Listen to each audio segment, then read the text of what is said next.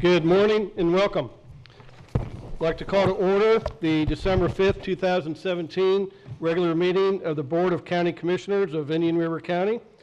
At this time, I'd like to invite Stan Bowling, the Community Development Director, up for the invocation. That'll be followed by the Pledge of Allegiance led by County Attorney Dylan Reingold. And first, if you all would please rise for a moment of silent reflection for our first responders.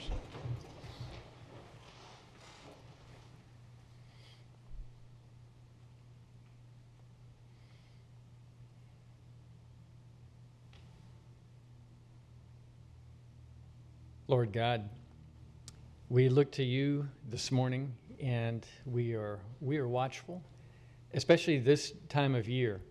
And we look for the opportunities that you lay before us, that we ask that you would just heighten our senses and our sensitivity to you, your prompting, your leading, that you would bring back from memory things that you've put into our minds and our hearts, and let them come out in the decisions we make, the actions we take, the attitudes that we express today. We lift up to you our leaders here and in our nation, in our state, and we ask that you would undergird them and that you would use them for your purposes and for your glory. And we look forward to what you have for the rest of us today. In your name, amen. Amen. I pledge allegiance to the flag of the United States of America and to the republic for which it stands, one nation, under God, indivisible, with liberty and justice for all. Thank you, everyone. Commissioners, are there any additions or deletions to the agenda? Move approval. Second. We have a motion to approve the agenda as presented by Commissioner Fleischer, second by Commissioner Slaughter. All in favor signify with aye. Aye. Any opposed? That carries unanimously. We do not have any proclamations or presentations. We do have the minutes of the regular meeting of October 17, 2017. Move the minutes. Second. We have a motion from Commissioner Slaughter, second by Commissioner Adams, to approve the minutes. All in favor signify with aye. Aye. Aye. Any opposed? That carries unanimously. Informational items, would just like to mention a couple things. We do have a Cynthia Carter is retiring from the General Services Library Services with 24 years of service. And Rebecca Mitchell is retiring from the Department of Veteran Services with 13 years of service. We certainly thank both Cynthia and Rebecca for their service to the community and to the public. Commissioners, is there any other informational items you'd like to expound on? No, Mr. Chairman, as the annual duties and responsibilities of chairman there, you had to appoint all the county commissioners to a committee assignments, and I want to say thank you, job well done. There was a few entries there that were not actual county commission assignments, and so that's why if it appears to be off skew, this is more or less benefit of the public, that someone has a lot more or a little less, that not all of those committees are actual county commission committees. I just wanted to note that, as we have done that in the past. Very true, Commissioner Fleischer. A lot of us do have other committees that we serve on that aren't official A lot designated. more. And I would point out that I kept Vice Chairman Slaughter's committee assignments a little bit light, knowing that he has a full year of service on the Constitutional Review Commission. I know that'll keep him very busy, so just wanted to kind of make sure he had the time to devote to that. So Thank you very much for that, Mr. Chairman. you're quite Counting welcome. on them. Anyone else? Any other comments on 7? Okay. That'll now move us to the consent agenda. Commissioners, are there any items you'd like to pull for further discussion?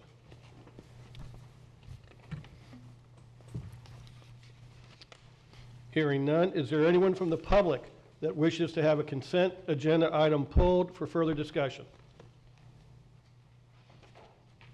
Seeing none, Commissioners? Approval.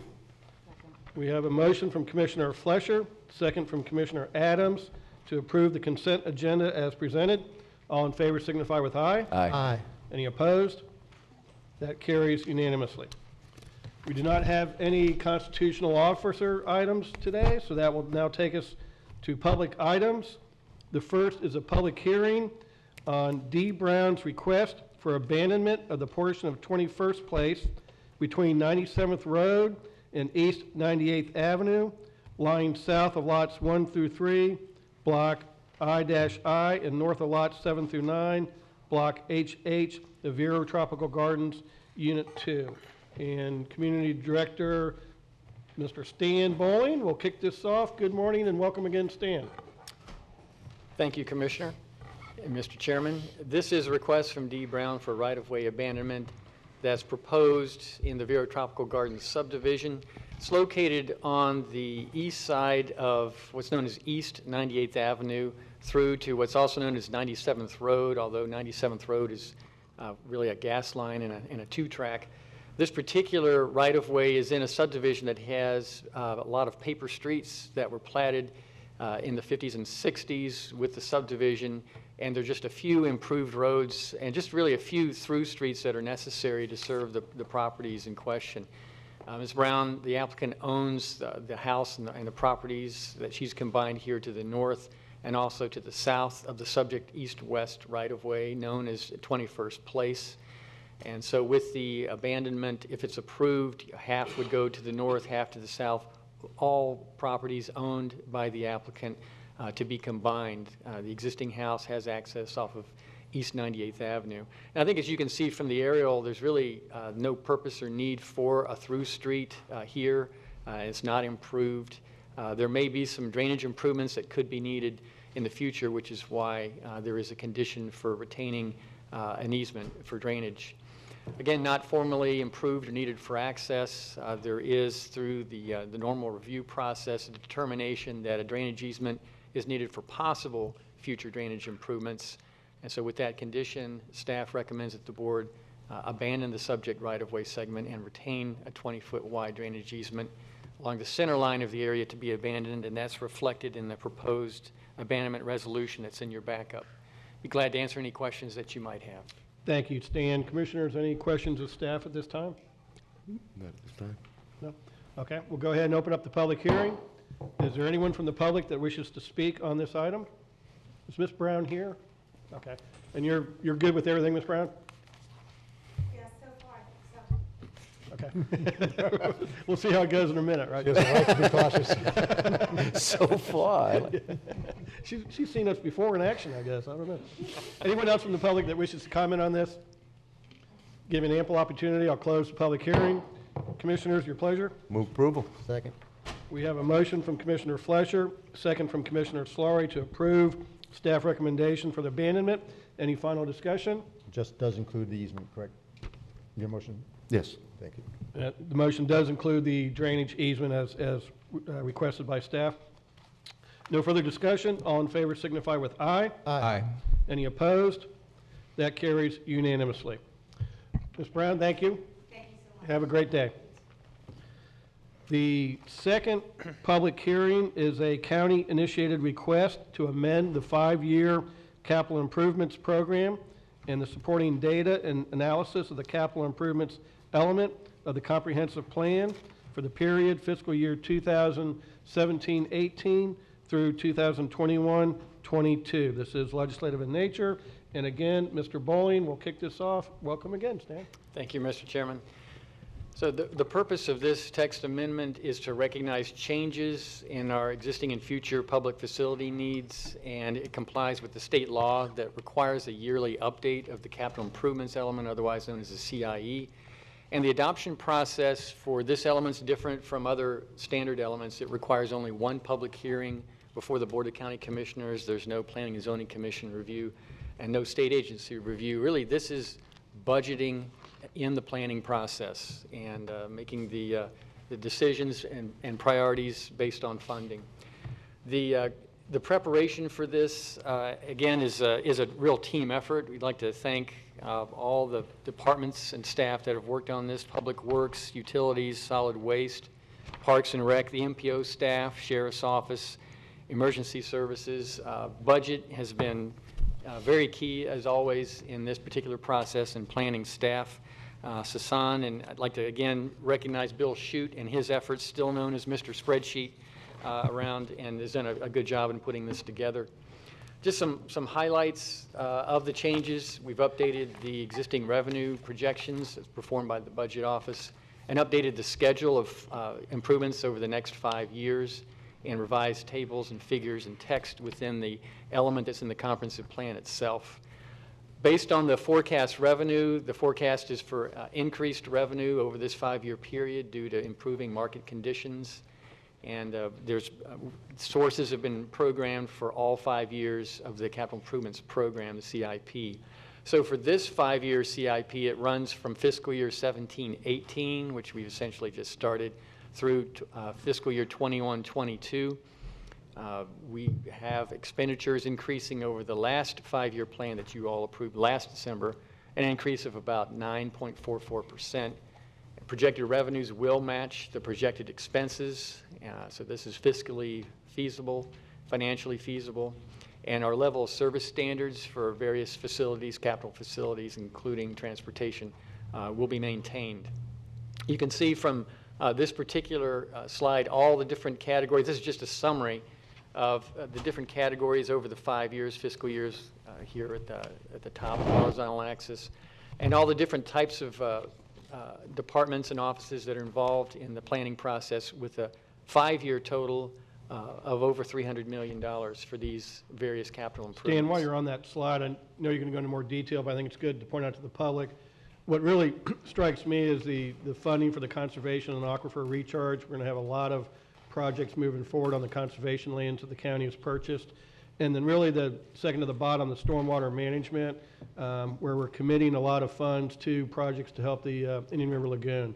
So I think just highlighting those numbers real quick in this table is good to show the commitment we have, particularly to the lagoon and cleaning that up. So. That's exactly right, and I'll be presenting a little bit more information on that. And let's see, yep, there's the green one right there. The green line for the stormwater management. The board has really committed money and funds for lagoon-related projects, and we'll get into that in just a little more detail. Also, I want to just highlight, as always, transportation is over half of the total expenditures, and that's been standard for many, many years. If we can go back to that one though, Stan? Certainly. I just want to note that I actually mentioned to the county administrator yesterday, while the conservation and aquifer recharge area is good and strong in the near years, it tapers off a little too much in the end years for me, and it's bolstered by over $1 million from the grant for the Sebastian Harbor Preserve, sort of inflates that. So I just want Jason to know that I'm in the years 2021, 2022, I don't think we're going to be where we need to be with the conservation lands, so I'll fight more from that. And I just, until you pointed out, Mr. Chairman, in the stormwater management, those numbers actually look low, because in the last 2 years, I think beginning in 2019, 2020, we have the new 15-year period of the optional sales tax coming in, and that was supposed to be 20% of the total amount we get from the optional sales tax. And I believe, my recollection is that number is well over $15 million this year. So I'd expect those numbers to be more than presented today. So, I mean, it won't interfere with my voting on the plan. I just think that, you know, while the numbers are good, especially near term, they should, based on what I would anticipate, absent a recession, to be greater than that in the coming years. Thank you. In terms of the 1-cent local option sales tax, the board did commit 20% of the proceeds for the first 5 years of the extended 1-cent local option sales tax period, which really starts in fiscal year 1920 through 23-24. 3 of those years are covered in this 5-year period. And so we did, and you're correct, Commissioner Sawyer, we did kind of a conservative job in terms of making sure that we met the 20%. And that 20% requirement is met with a number of stormwater projects in the relief canal systems we have, the main relief canal, north and south relief canals, the Osprey Acres Flowway and Nature Preserve. We have a stormwater improvement project in East Gifford, and then a number of other miscellaneous lagoon projects. There are also, and we did not count this in the 20%, but just wanted to note, as we did last year, that we think there are other types of improvements in the 5-year CIP that will have kind of secondary benefits to the lagoon with stormwater treatment, other septic to sewer conversions that'll be happening near the lagoon, and road improvement projects that will actually treat stormwater that don't currently treat stormwater. So there'll actually be more than the 20% benefit, so we were conservative on that. In terms of conservation CIP projects, we do hope to kind of come out of the gate in the near years with more access improvements. And you're correct, Commissioner, it includes funding that we are now be able to get back from FCT for the Sebastian Harbor Preserve. There will be access and trails improvements to that property that's in the city of Sebastian, but the $1.167 million will more than cover that, so that funding is allowed to go into some of the other improvements for other properties that we have to improve access and to construct trails and other facilities. So there will be improvements to the Hallstrom Farmstead that's included in the program, Jones Pier property, South Prong Preserve, Oyster Bar Marsh, and Wabasso Scrub, Round Island, many others with improvements that are covered in the CIP. And you can see again the optional sales tax monies here, some with more money coming in from the some initial reserves and years, but everything essentially balancing out.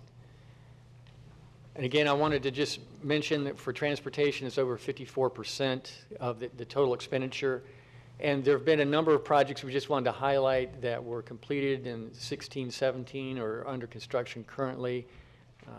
Improvements to different roads, and you can see them listed out here just for some highlights.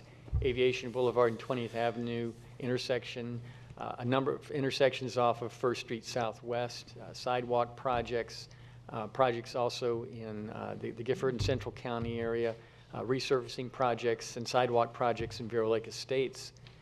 In the more near term, what you'd be seeing under this CIP and in costs that are listed in the first year would be signal improvements at 1st Street Southwest and 27th Avenue, signalization down the South County at 27th Avenue and 21st Street Southwest, street lighting improvements, 43rd Avenue State Road 60 intersection project, which goes from 18th Street up to almost 26th Street, a very large project. Also projects sort of in the Gifford area, 45th Street, 49th Street, 58th Avenue resurfacing, and of course we're applying our policy now in resurfacing projects to look for bike lanes to be part of those projects, so that's reflected in the CIP. Other turn lane intersections and resurfacing in the North County, 510 and 512, and Indian River Boulevard sidewalk, and intersection improvements down the South County, Dosler Road and 66th Avenue. So we just wanted to highlight those that are included in the near years and the first year of the CIP.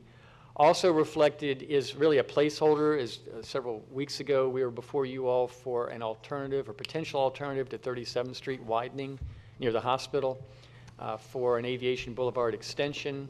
And so we're moving forward with that. And hopefully we'll be able to update next year's CIP and see if we can actually get that project really in shape. Also wanted to mention that the 43rd Avenue State Road 60 improvements, this CIP reflects increased costs that we were recently made aware of from DOT for right-of-way acquisition. That's a 50-50 project funding-wise, so a $4 million increase is reflected for increased right-of-way costs for that project. In terms of the non-transportation projects that are major, that's reflected in the CIP, again, the 5-year plan, 2 new emergency service fire stations, septic to sewer projects up in the Sebastian area, some meter conversion projects, partial closure of a landfill cell and construction of a new cell, new courtroom facilities, new roofs for various county buildings, and sheriff facility expansion needs funding for design and construction. It's also reflected in the CIP. Just in summary, the overall revenues based on a forecast for increased revenue. Project timeframes for some projects have been extended and some costs have had to be modified. We're continuing to maintain our level of service standards and to meet the 20% mark for the 1 cent local option sales tax allocated to lagoon-related projects directly related. It's consistent with the comprehensive plan, and the proposal is financially feasible. Again, I'd be glad to try to answer questions, and we have other representatives from other departments that can drill down on any questions that y'all might have. Thank you, Stan. Commissioner Fleischer or Solari, any comments? I'm good, thank you, sir. Thank you. Commissioner Zork? Yes. Yes, Stan, on the 43rd Avenue, State Road 60, we originally undertook that project as a county project. We purchased Mark's Bomel, Lenny's Liquor, a number of other parcels, the Mermaid Car Wash, and other pieces along there.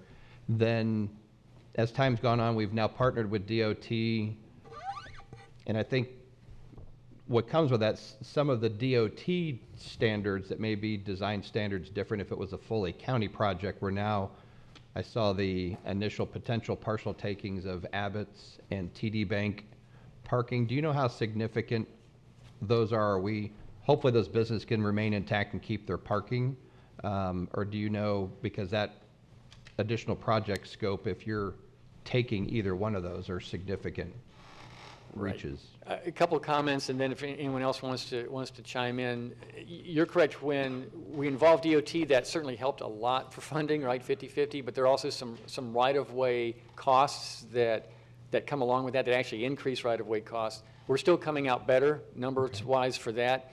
And we're pursuing, for instance, cure plans that we're allowed in our code to do, to work with property owners to try to retain businesses, get enough right-of-way, and get some landscaping and access control that's needed in there. So I'm aware of what's going on, say, at the southwest corner of 43rd and State Road 60. I don't have any information myself on what's going on with the Abbott site, and Okay. if there's anybody else that can comment on that.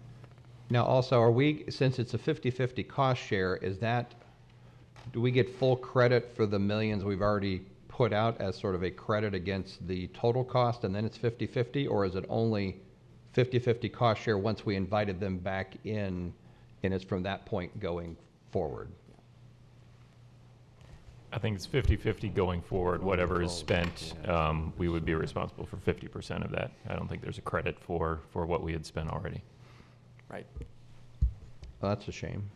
I mean, because that's way past our match. I'm sure we've spent more than probably $4 million there already, but that's I guess the way it works out. And timeline, that is, I know we've closed the Mermaid Car Wash, so we're going to be moving towards demolition on that facility, I would presume, and we still are working out on the northwest corner how to get that facility closed and demolished before DOT will pick up their kind of process again. Those properties need to be vacated. Rich Sperger, Public Works Director. That process continues with the Mermaid Car Wash. We're in the process of receiving bids to demo Okay. the Mermaid Car Wash. Mark's Mobile on the northwest corner, he has found a place that he would like to move to. DOT is still working with him to relocate him per federal guidelines. Right. So that he can get out of there, and then we can do the demolition of the building and the underground storage tanks. Okay, great. All right, thank you, Mr. Chairman. Commissioner Adams? Okay. The only comment I have, not a question, but Stan, you had shown on your summary that we're funding a couple of new fire stations. I also just want to point out that we are also still pretty aggressive on our fleet replacement. In addition to replacing ambulances and engines, we're also purchasing additional units. So I'm glad to see that we're trying to get caught back up from the recession on those items and emergency services. And So- Mr. Chairman, those two fire stations, those are replacements for modular. We've got 2 station locations in modular buildings right now, and those are to get permanent facilities for those folks, which we definitely need. Very good. Commissioners, is that all the comments for now? This is a public hearing. I'll go ahead and open the public hearing.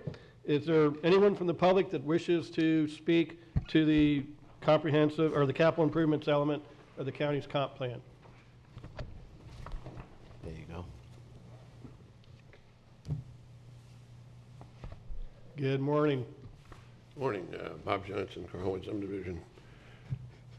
I'm just wondering what specific projects weren't completed in the FY 16-17 timeframe. Right. In other words, if you compared last year's to this year to see, I'm aware of a couple of projects that have had to be pushed forward. I don't have a comprehensive list of it. I know one of the improvements along 45th Street had to be pushed out a year. And also, I think we had to adjust the timing on 43rd Avenue, State Road 60. I don't know others come to mind. I'm just aware of the transportation with those two. Did we complete the projects that we anticipated for that year? I mean, we're in a different fiscal year now.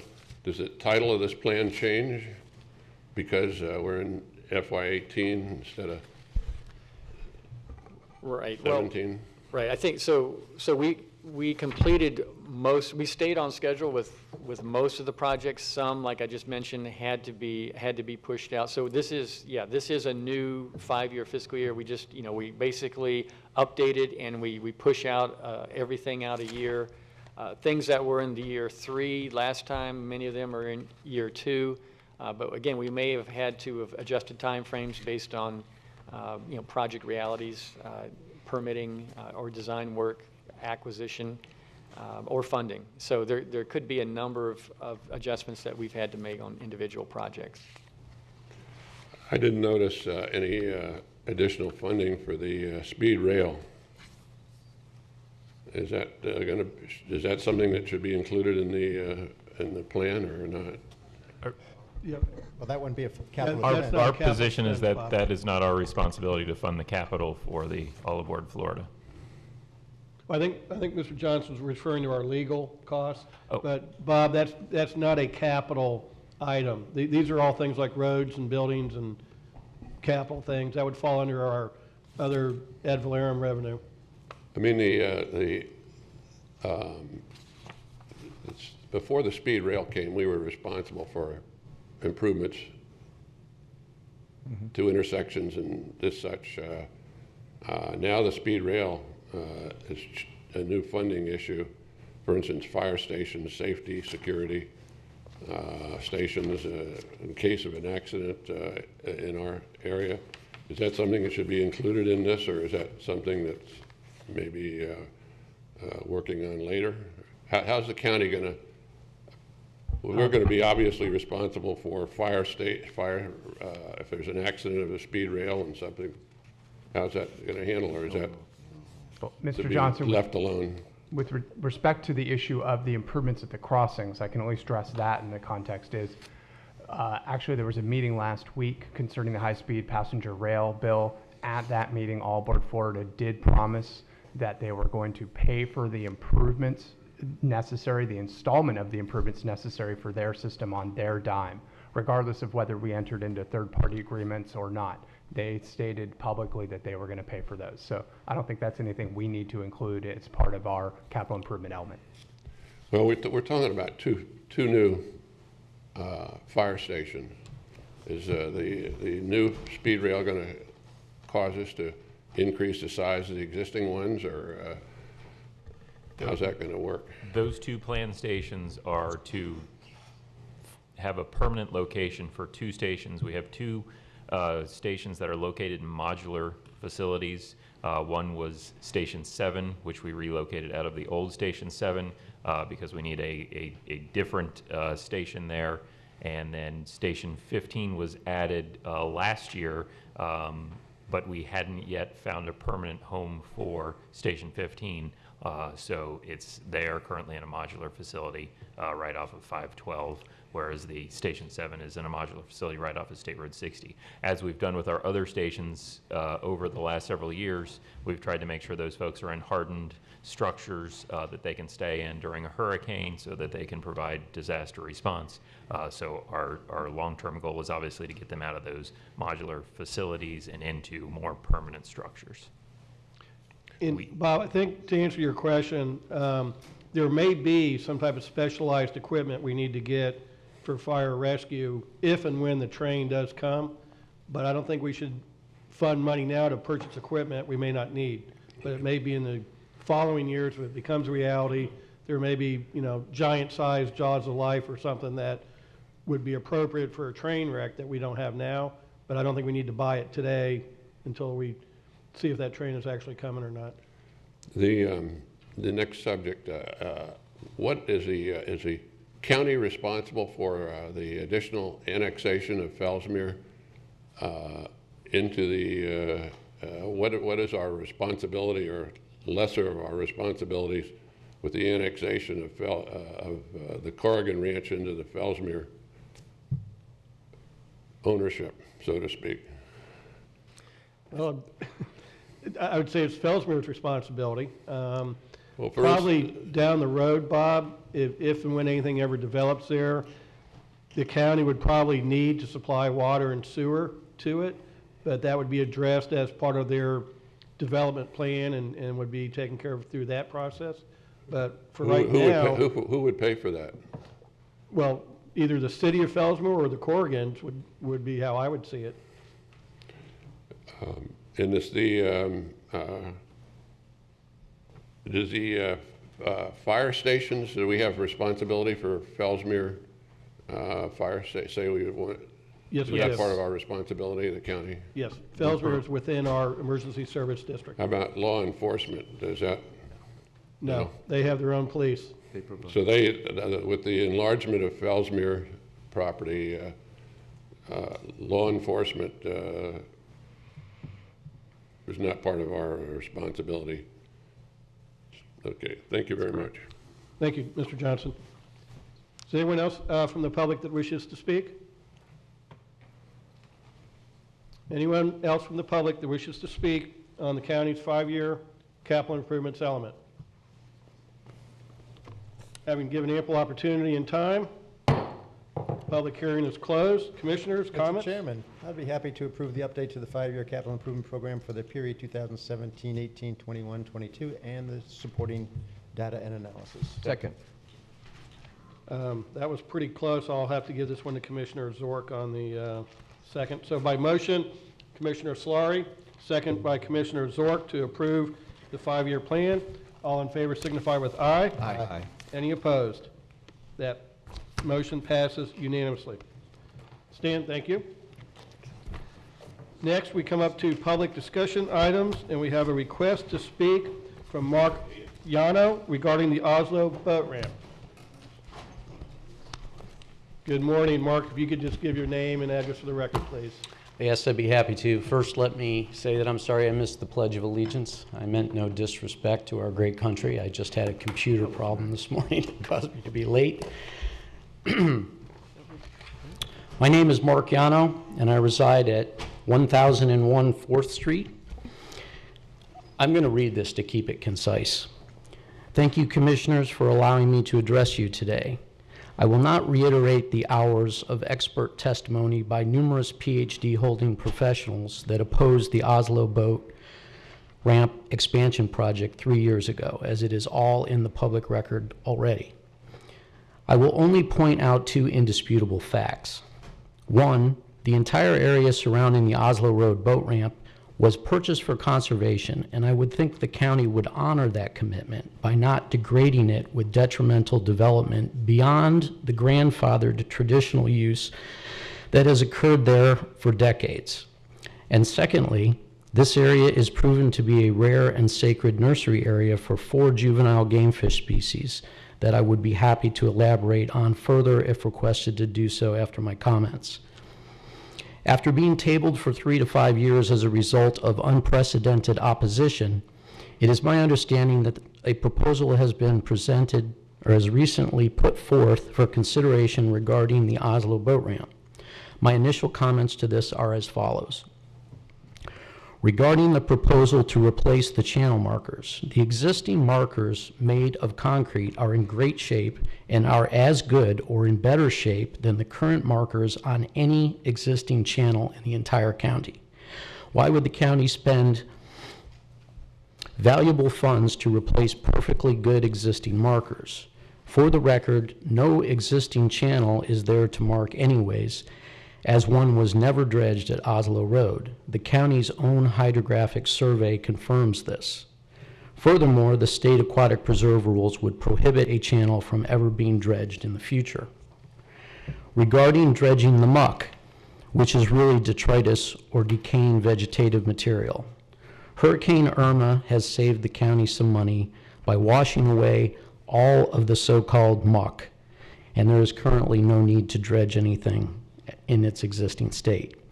The river bottom adjacent to the boat ramp is now firm and clean with only 2 inches of material directly at its base.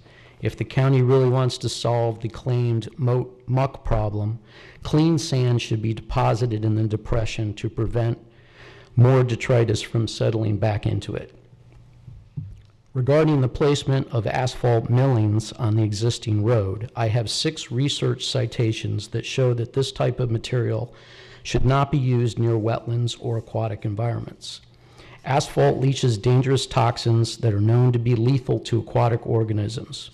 Clearly, this would be an inappropriate material to use in a conservation area and critical game fish nursery habitat. The past practice of adding clean limestone material to the existing road footprint has worked for decades and should continue as in the past. In fact, this natural limestone material may be contributing to the exceptionally healthy seagrass beds in front of the ramp and buffering acidity in the surrounding water. The, quote, white turbidity from road runoff, end quote, which Commissioner O'Brien has referred to in the past as detrimental to the lagoon, occurs commonly in the Florida Keys, where some of the healthiest seagrass beds in the state are found. Lastly, one of the biggest concerns with this proposal is the concept of piecemealing in the full-blown project, one small chunk at a time. This is a time-tested practice that has been used for decades to get unpalatable projects slipped in under the radar. You start with a small aspect of a project that seems innocuous, then add another small piece later, and so on until you eventually get the original large project in place. Any improvements to the Oslo boat ramp or road would encourage more use and larger vessels that would have increased negative impacts to this conservation area. The unimproved nature of the existing conditions moderates use to that of past traditional use and helps keep the area in a condition conducive to its intended designation as a conservation area. Based on the above facts, why would the Commission want to spend their limited resources on a project that would damage the very precious resource that our county is named after in the first place? There is a reasonable alternative to the Oslo Road boat ramp expansion project that has absolutely no environmental effects to our valuable and in peril Indian River Lagoon. This is at City of Vero Beach property on the west side of the river, and the city has stated an interest in talking to the county regarding a joint boat ramp project. And in fact, I have an update on that. There is a drafted letter that is being signed at this moment that will be delivered to the county from the city indicating their willingness to sit down and talk about a joint project on city property. Importantly, this location on city property is a mere 4-minute drive from Oslo Road. 3 years ago, during my comments regarding the Oslo project, I asked the Commission if someone would please explain to me what was driving this project forward against all the opposition. I believe I now have my answer. There is apparently numerous approved housing developments along Oslo Road that are waiting for the new interchange on I-95 to be completed before beginning their construction. What better marketing tool to sell a bedroom community in Vero Beach to workers in Palm Beach than brand new expanded access to the beautiful Indian River directly at the east end of the road you live on? As the late Paul Harvey used to say, and I quote, "Now you know the rest of the story." Commissioners, I thank you again for your time. I would be happy to elaborate on or explain any of my comments and answer any questions you might have. And I do have a copy of my comments for each of you because I did cram a lot into a short period of time. Thank you very much, Mark. Just a couple of things. One is what we're moving from the project is not to replace the existing channel markers, but to add some additional channel markers to make sure the channel is very clearly delineated so any boater doesn't wander outside the channel area. So we're going to leave the existing ones, and you're right, they are in good shape. There's no sense pulling them out. But we do want to add some additional markers to really clearly delineate the channel.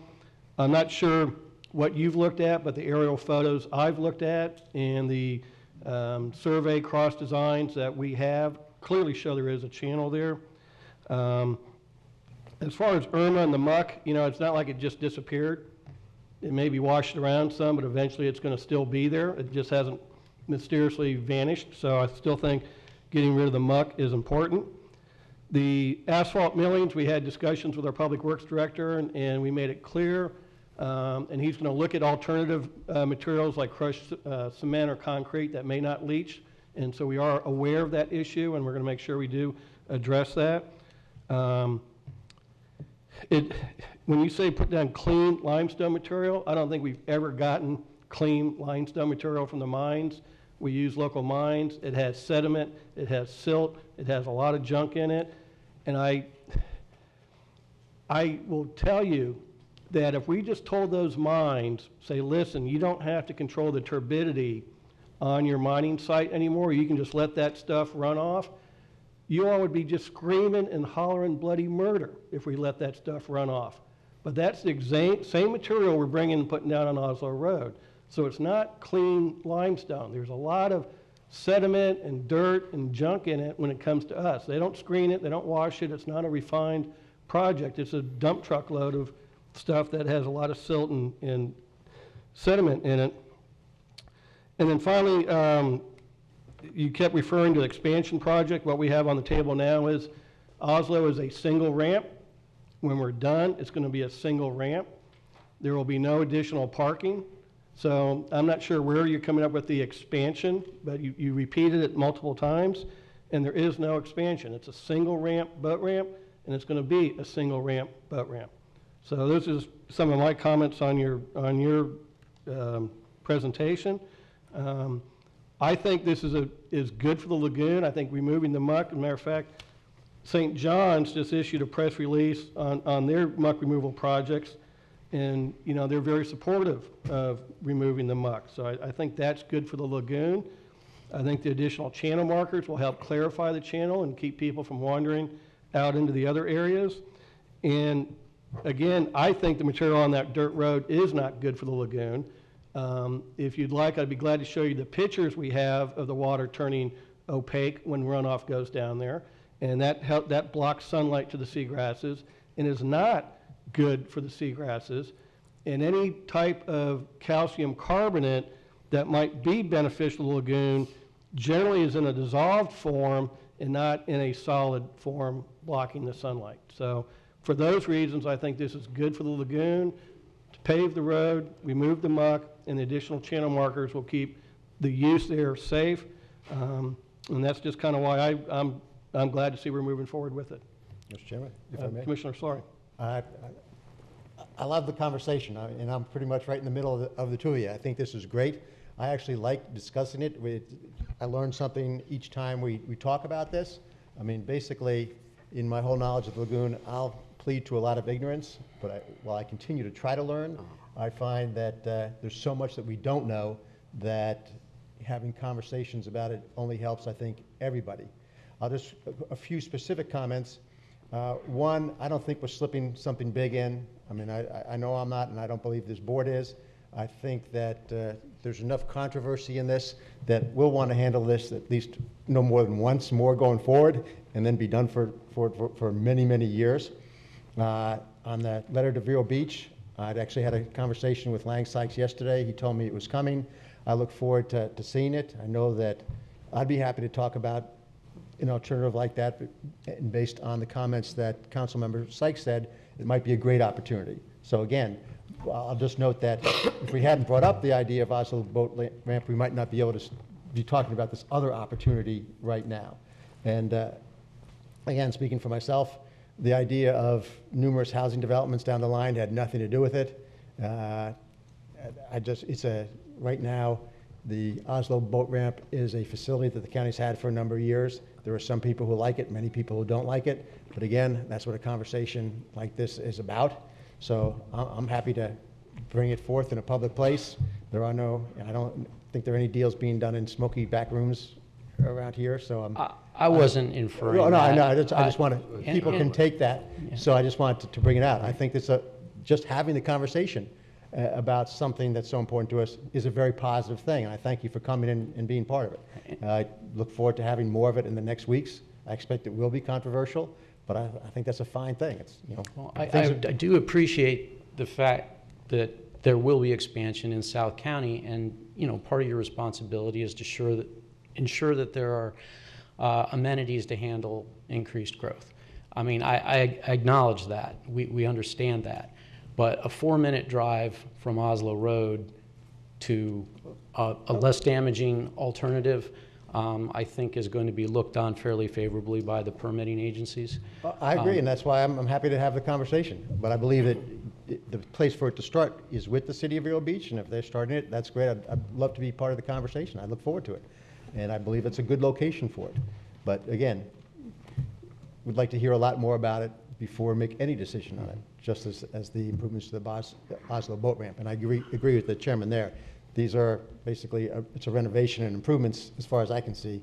It's not an expansion of anything, so. Right, I understand that. But I used to work for the government, and I used to review development projects, and although right now there might not be any desire to go with a full-blown project, things change over time. I'm with you 100%. I've seen it happen. I agree 100%. It's absolutely the right thing to do, to be extremely cautious whenever you're dealing with government. I'm good with that. And very briefly,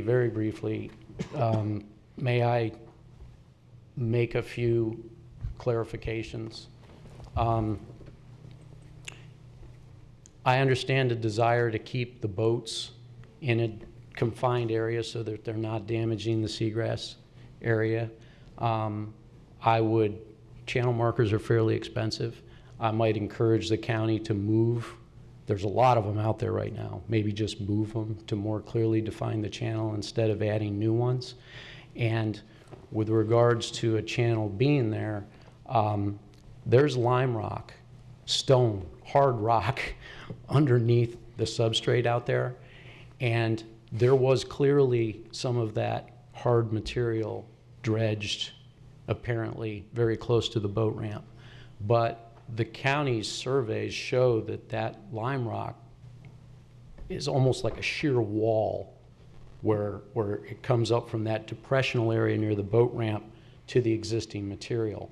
That clearly shows that there wasn't a channel dredge there out to the intercoastal in the past. Now, boat traffic moving back and forth across the material on top of that lime rock, the propellers would probably over time make a slight depression, which might give the illusion of a channel, but there's never been any evidence to show that that was dredged. And there is lime rock under there, which could be a safety issue, as was brought up in the past. Regarding the silt, anybody that's traveled to the Florida Keys, when the wind kicks up, it turns into a milkshake down there. I mean, the water is white, and those seagrass beds thrive. I don't see that being an issue. I understand your concern. Turbidity is an issue in the lagoon, and it is something to be concerned about. However, for 40-something years, there's been a condition down there that has been causing that area to thrive. And all I'm suggesting is, if it ain't broke, don't fix it. And the lime rock material that's been put on there for 4 decades seems to be actually encouraging seagrass growth down there for whatever reason. I don't see any evidence to show that there's negative impacts in that area as a result of that. And Irma did clean out all the stuff that was in that depression near the boat ramp. It will come back. Commissioner O'Brien is correct. Eventually it will fill back in, which is why anytime you have a depression in an area like that, you're going to get detrital material moving in. And the only real solution to fix that, unless you want to keep dredging it over and over and over and over and over again, is to put clean white sand material in there to prevent that muck or detritus, whatever you want to call it, from filling back in. Okay, Mark, and I'll agree with you, the channel does not go out to the intercoastal. Okay, I agree 100%. However, our survey does show it going out 203 feet from the ramp. Okay, and I can get you those To where that old fish house or whatever it was used to be, correct? Past the commercial. Yeah. It was either a crab or fish house. Right, yeah, there was something there in the But past. it goes out 203 feet where you can see a clear delineation of cutting through that Yeah, limestone cap rock. absolutely, that exists. 203 feet, and that's what we're talking about. We're not talking about going all the way to the intercoastal, just that existing 203 feet Right. to clean that out. Would there be any kind of a liability with the county to have a deeper area there near the boat ramp that abruptly stops in a shallow area with hard bottom? I mean, it's shown that there's almost like it goes from like I don't remember the exact depths, but I think it goes from like 2.5 feet near the boat ramp in the area you're referring to, out 200 feet, and then all of a sudden it just abruptly comes to like a limestone wall that comes up to about 1.5 feet of depth. I would think there could be some potential liability there if somebody... That is why we have it posted for small boats only. And when we rebuilt the ramp, what was that, 3-4 years ago, something like that, we specifically built the ramp shorter and flatter, so only small boats can launch there. This whole thing about bigger boats using it has been a fantasy and a farce.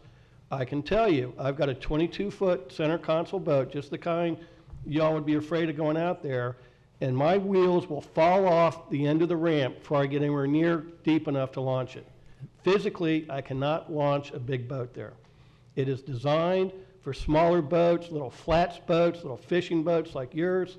So I understand that, and I agree with that. Big boats can't launch there. I agree with that, but improving that area gives the perception to the uninformed that that could be, and there's no signage that says what draft, it just says shallow draft, which is kind of ambiguous. But Mark, we'd be glad to improve on that. Yeah. If you've got suggestions for better pictures, better wording, we would be glad to incorporate that. Years ago, DOT made a comment to me in a meeting, and they said, on a road, regardless of the posted speed limit, people are going to drive as fast as they feel safe, regardless of what the speed limit says.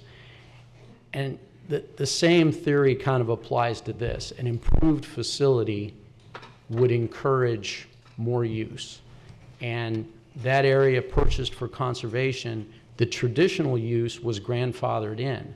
But my concern, and many people's concern, is that any improvements to that boat ramp that would encourage additional use there would bring additional secondary impacts to an area that was purchased for conservation. I mean, clearly a lot of money was spent to protect the resources in that area. And I think a viable alternative exists with the city, and that area, within a year, the power plant will be gone. And within 3 years, I envision that a fantastic boating facility could be built there as an alternative. And lost my train of thought. Mark, just and one comment on the boat ramp, because I'm not sure I really like the idea of another boat ramp there. If you get with the Florida Fish and Wildlife Commission and ask them for the maps of the manatee mortalities, you will find that the vast majority of them occur right there between the two bridges and just north of the Barber Bridge. And if you look at it, it makes a lot of sense, because what do you have there? Where you've got the Riverside Park boat ramp, you got the McWilliams boat ramp, you've got the City Marina, you got Grand Harbor Marina. You've got a lot of boat activity focused in one little area. That's where the river narrows. It's extremely narrow going through there. Then you've got the main relief canal. You've got a freshwater attractor for the manatees. I think it's a bad idea to put another boat ramp in what I call the killing zone, because you're just putting more boats into a very narrow area that attracts a lot of manatees. And if you go look at the maps, talk to the Florida Fish and Wildlife Commission, and you'll see where most of the manatee deaths are, and they're in that area. I was actually involved in that years ago. I was working for the U.S. Fish and Wildlife Service when the 13 counties put together their manatee plans and looked at all this data. You got to keep in mind that when a manatee is found dead, it has drifted probably a considerable distance know, Mark, from. Come so no, but I mean, I understand. I understand what you're factors that concentrate them there, and a lot of boats. I spend my life on the river, and I can tell you right now, I've seen, and I'm not making this up, I've seen at least 20 times more manatees in those seagrass beds in front of Oslo Road than I've ever seen in that intercoastal waterway between the bridges. And I go through that area almost every day. And I'm a trained observer. I mean, Pete, I don't want to continue to belabor this with you. You have your position, I have mine. I think some of your points are valid. I think a lot of my points are valid. But thank you for the opportunity. If you guys have more questions, I would be happy to answer them, but I think Pete and I going back and forth is taking up the commission's valuable time. Like Commissioner Flory said, it's good discussion. Commissioner Zor. Yes, I just wanted to say, as we always thank our public for coming in and sharing their ideas and insights on different issues. Mark, you bring a particular unique perspective as used to being part of the Fish and Wildlife Agency, your scientific background, your training. Combine that with being on the river every day.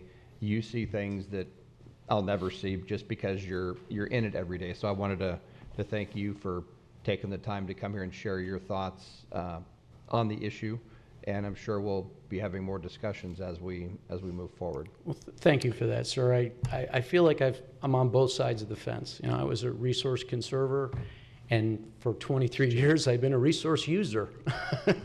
So I think I have a perspective from both sides. Okay. All right. Commissioner Fleischer? And thank you, Mr. Chairman. Mark, thank you for your time here. Truly appreciate it. You know, a lot of what you said is dead on.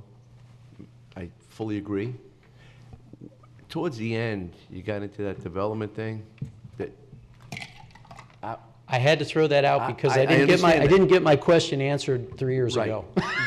But I don't think there's anybody here in the room, unless there's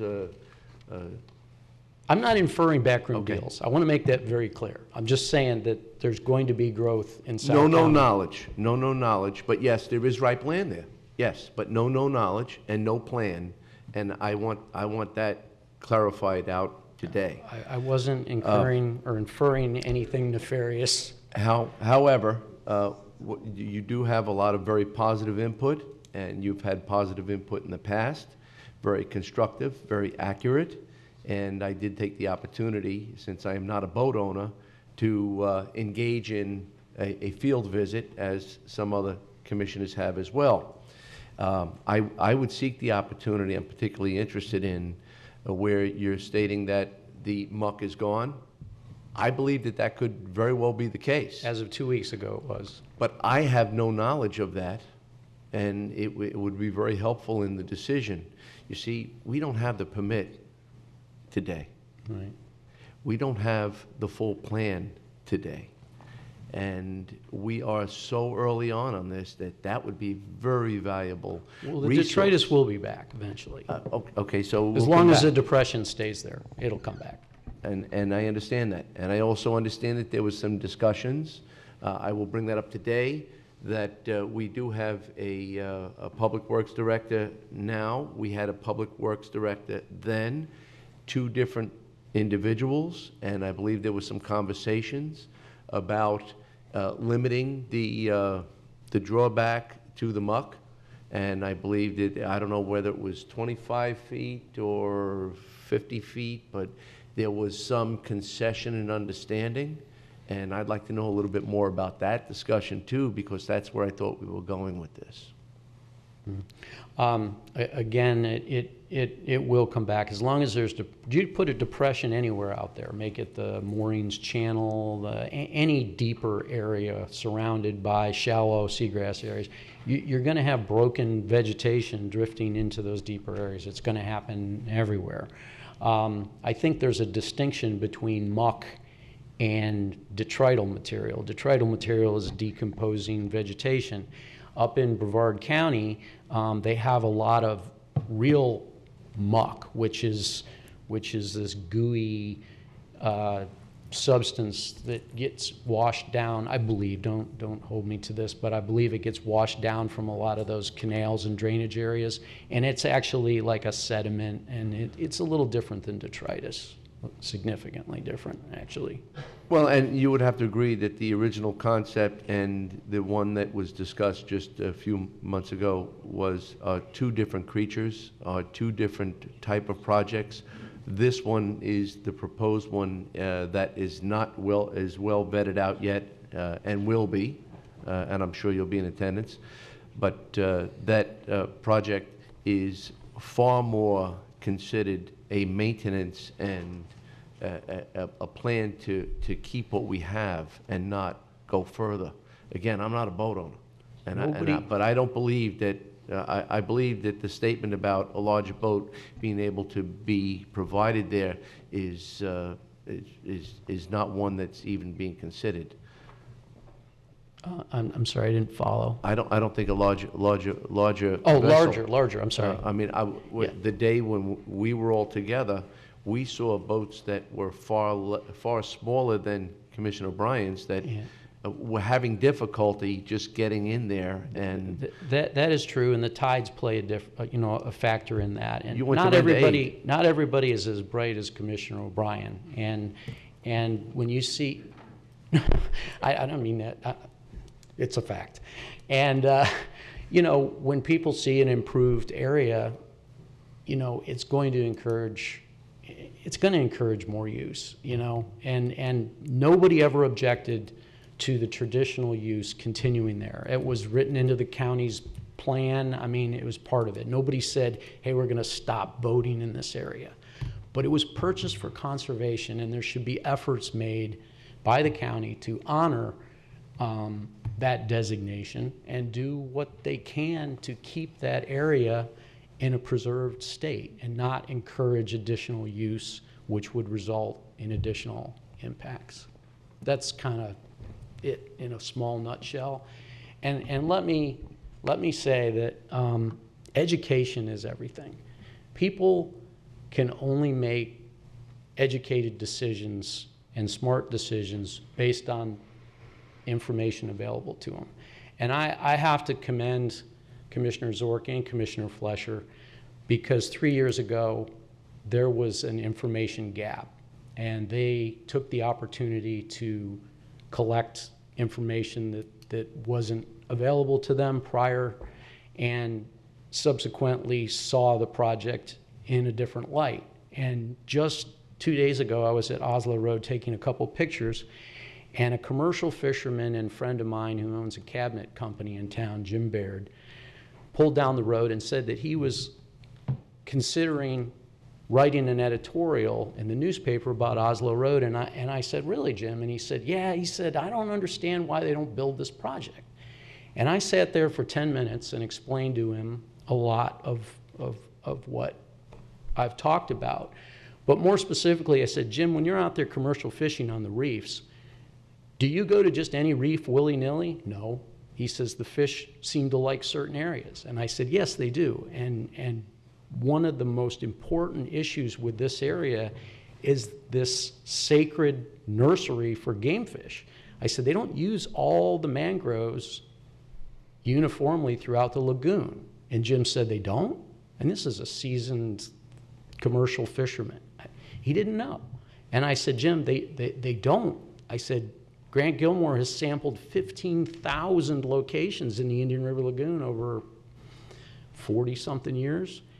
And there's only very small specific areas that those fish utilize year after year after year. Just like the fish that you catch on the reefs offshore, you go to the same areas because you know those fish concentrate there. We don't know why. He doesn't know why out there. I don't really know why at Oslo Road. But the facts are the facts. And when I explained that to him, he looked at me and he said, well, is there an alternative? And I said, yes, actually there is. But the point of that is education. Jim was all ready to write an editorial to the newspaper about why, and he's a fisherman. He didn't understand all the facts. He didn't understand all the issues. But when people are presented with enough information, they can make rational decisions. So education is really important. And again, I want to thank the two of you because you were open-minded enough to collect the facts and the information that you didn't have prior. So thank you for that. Thank you. So Mark, before you go, why don't you give us a quick 30-second fishing report? What's biting out there? Well, we're heading into the winter months. It's cool, so we're starting to see more black drum moving into the area. The sheep's head are getting ready to spawn, so they're coming in from the reefs offshore, so you're going to see some big sheep's head. I probably shouldn't say this at a commission meeting. Most people don't eat sheep's head, but they actually taste better than mangrove snapper, to be honest with you. Yep. And redfish. This is a big time of year for redfish. Interestingly, last year I referred to as the year without redfish. It was miserable. Normally in the wintertime we get redfish that push down from further north when it gets cold, and last year there was an unbelievable absence of redfish in the river. This year it was just overwhelming how many juvenile redfish, not legal size, but juvenile in the 12 to 15-inch range that we saw this year. So it was very encouraging to see all those juvenile redfish this year. Very good. Well, again, Mark, thank you for coming, and we look forward to future discussions with you. Please don't ever hesitate, any of you, to contact me if you have any questions regarding anything. And here's a copy, because I did say a lot, but I'll leave 5 copies here. Okay, we'll make sure the clerk gets a copy for the record, too. Okay. Thank you, Mark. There are no county administrator matters. That takes us to departmental matters. First on the community development is the condemnation, demolition, and removal of unsafe structures located at 8480 62nd Avenue, 1041 10th Court Southwest, 8720 92nd Avenue, 6290 84th Street, and 3770 69th Street. And go ahead and we'll welcome the building official, Scott McAdam. Good morning, Scott. Welcome. Good morning, Commissioners. Again, Scott McAdam, County Building Official. Per the reference memo, staff this morning has 4 condemned structures in front of you for approval for demolition. These structures were all inspected. The owners notified to either repair or remove them within 60 days, and all the properties were properly notified and posted. Per the Property Maintenance Code, these structures were found to be unsafe and detrimental to the health, safety, and general welfare of the public. Project number 1, or property number 1, just south of Oslo Road. Property address is 1041 10th Court Southwest. Owner is Margaret Kelly. It's an unsafe single-family dwelling. It's open and unsecure. It's open to vagrants and vandals, roof leaks, ceiling areas collapsing. It's trashed on the inside. There's a code enforcement lien of $182,500 since 2012. Back taxes of $5,134. Actually, the land's available to buy the back taxes. So if no one buys the back taxes, it's going to transfer over to ownership of the Indian River County April 2018. The structure was built in 1920. The second structure is in Vero Lake Estates. Property address is 8720 92nd Avenue. The owner is Nicholas Liddy. It's an unsafe single-family dwelling. The building is open and unsecure. Roof and ceiling damage and falling in. Trash and debris. Property is fully overgrown. It's open to vagrants and vandals. It also includes a storage shed that's open and unsecure. And that's a view from the street, so it's totally overgrown. There's no mortgage, no utility liens, code enforcement lien of $164,250 since 2013. Back taxes since 2012, $3,666. This structure was built in 1957. The third property is in the Wabasso area. Property address is 6290 84th Street. This structure is an unsafe single-family dwelling also. Structure at this time is secure. The broken windows and doors are covered. There's termite and rotten damage for the walls and also rotten and collapsing floor. The building was built in 1940. Currently at this time, there's no liens or back taxes. Man, I should have been going through the photographs. So currently, last Friday, you can see that the openings are boarded up. And the last property, number 4 on the memo, property address 3770 69th Street, owned by Robert Weber. This is an unsafe abandoned commercial building. The building is open unsecure. There was a major structural fire on the inside that gutted out the inside. There's roof damage, ceilings are falling in, there's trash and debris. The property is overgrown. This is also open to vagrants and vandals. There's a large code enforcement lien of $124,500 since 2014. No back taxes, and this structure was built in 1925.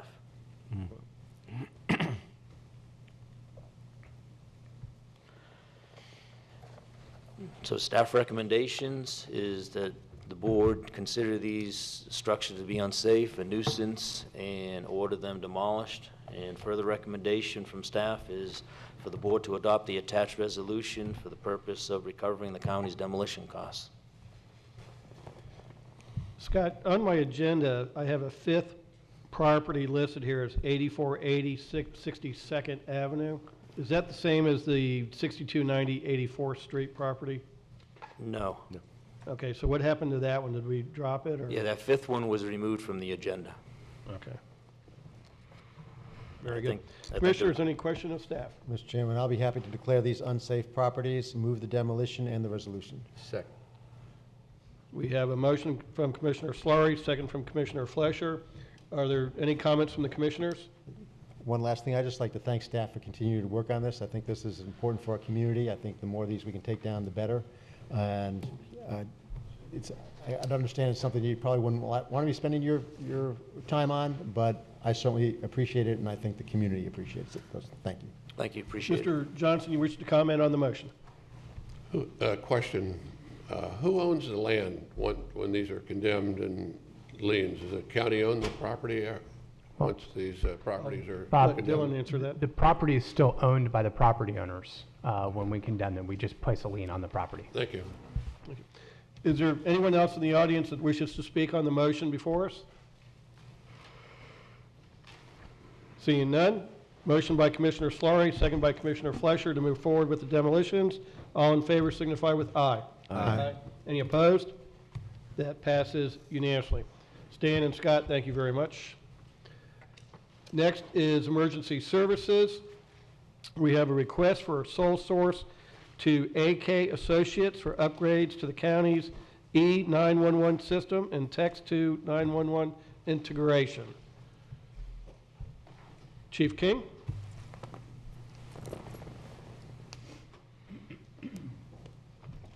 Good morning, Commissioners. For record, my name is John King, County Emergency Services Director. Staff is seeking board approval this morning to upgrade the equipment that we have in the 911 call centers. The board will recall that about 6.5 years ago, staff worked diligently and got a sizable grant to put most of the equipment that's in the call-taking sites now. That equipment is reaching end of life, and we're having a hard time finding getting a maintenance contract on that, and it's just time to upgrade this. And three other things are also important to discuss when we talk about this, is that one, text 911 integration is moving forward. When the original telephone system was modified to do 911, most people didn't even have a cell phone.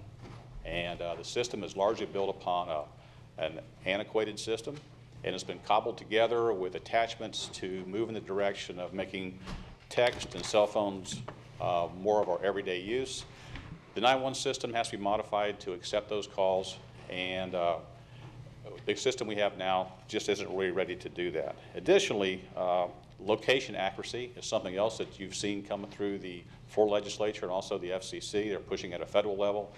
The current system we have now has an accuracy of about 90 meters, which making a phone call from your living room could be any one of your neighbor's houses. And so there's an effort to make it 90 feet. That's part of this upgrade that's being done nationwide. And lastly, the system we're proposing to you is also a system that's more resilient. The system we have now has backroom legacy equipment. The system we're proposing to you is a little more geodiverse, which allows for the systems, if we had an outage either because of a storm event or a signal loss at one of our sites, those 911 calls would be quickly and smoothly routed to an adjacent 911 call taking site to handle that call and move forward. And so with that, this is a planned expenditure. The board has been aware that we've been planning this for some time, and the funding for this project is coming from 911 surcharge revenues. So we planned for this, we've squirreled away a little bit of money, and the county administrator has seen fit to help us move this project forward. So staff requests approval. And you're requesting the sole source, and it is a fairly significant purchase, so I'm glad that we, bring this forward to the public so they're aware of what we're doing here. Any comments from the commissioners? Yes. Commissioner Zork. Yes, as I have in the past, and I should probably say this is no reflection of the vendor or you, John.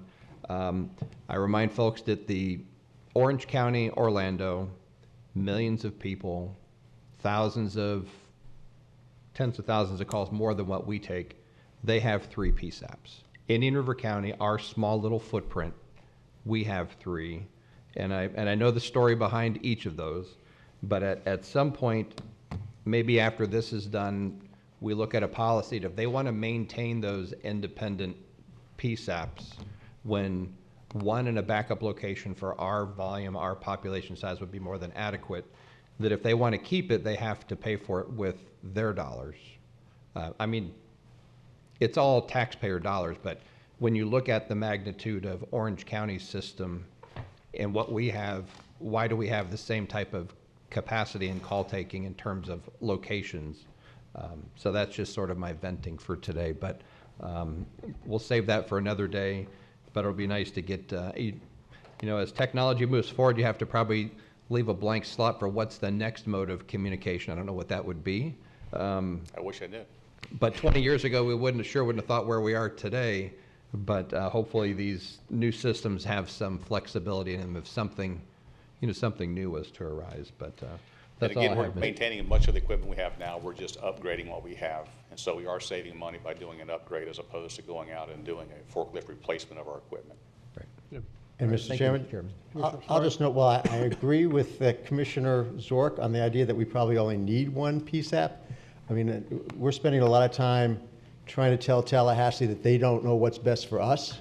And I hate to just command that the other jurisdictions that want their own PSAP need to go our way.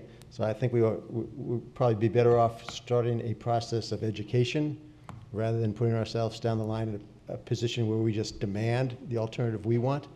And that's my little bit for today, Commissioner.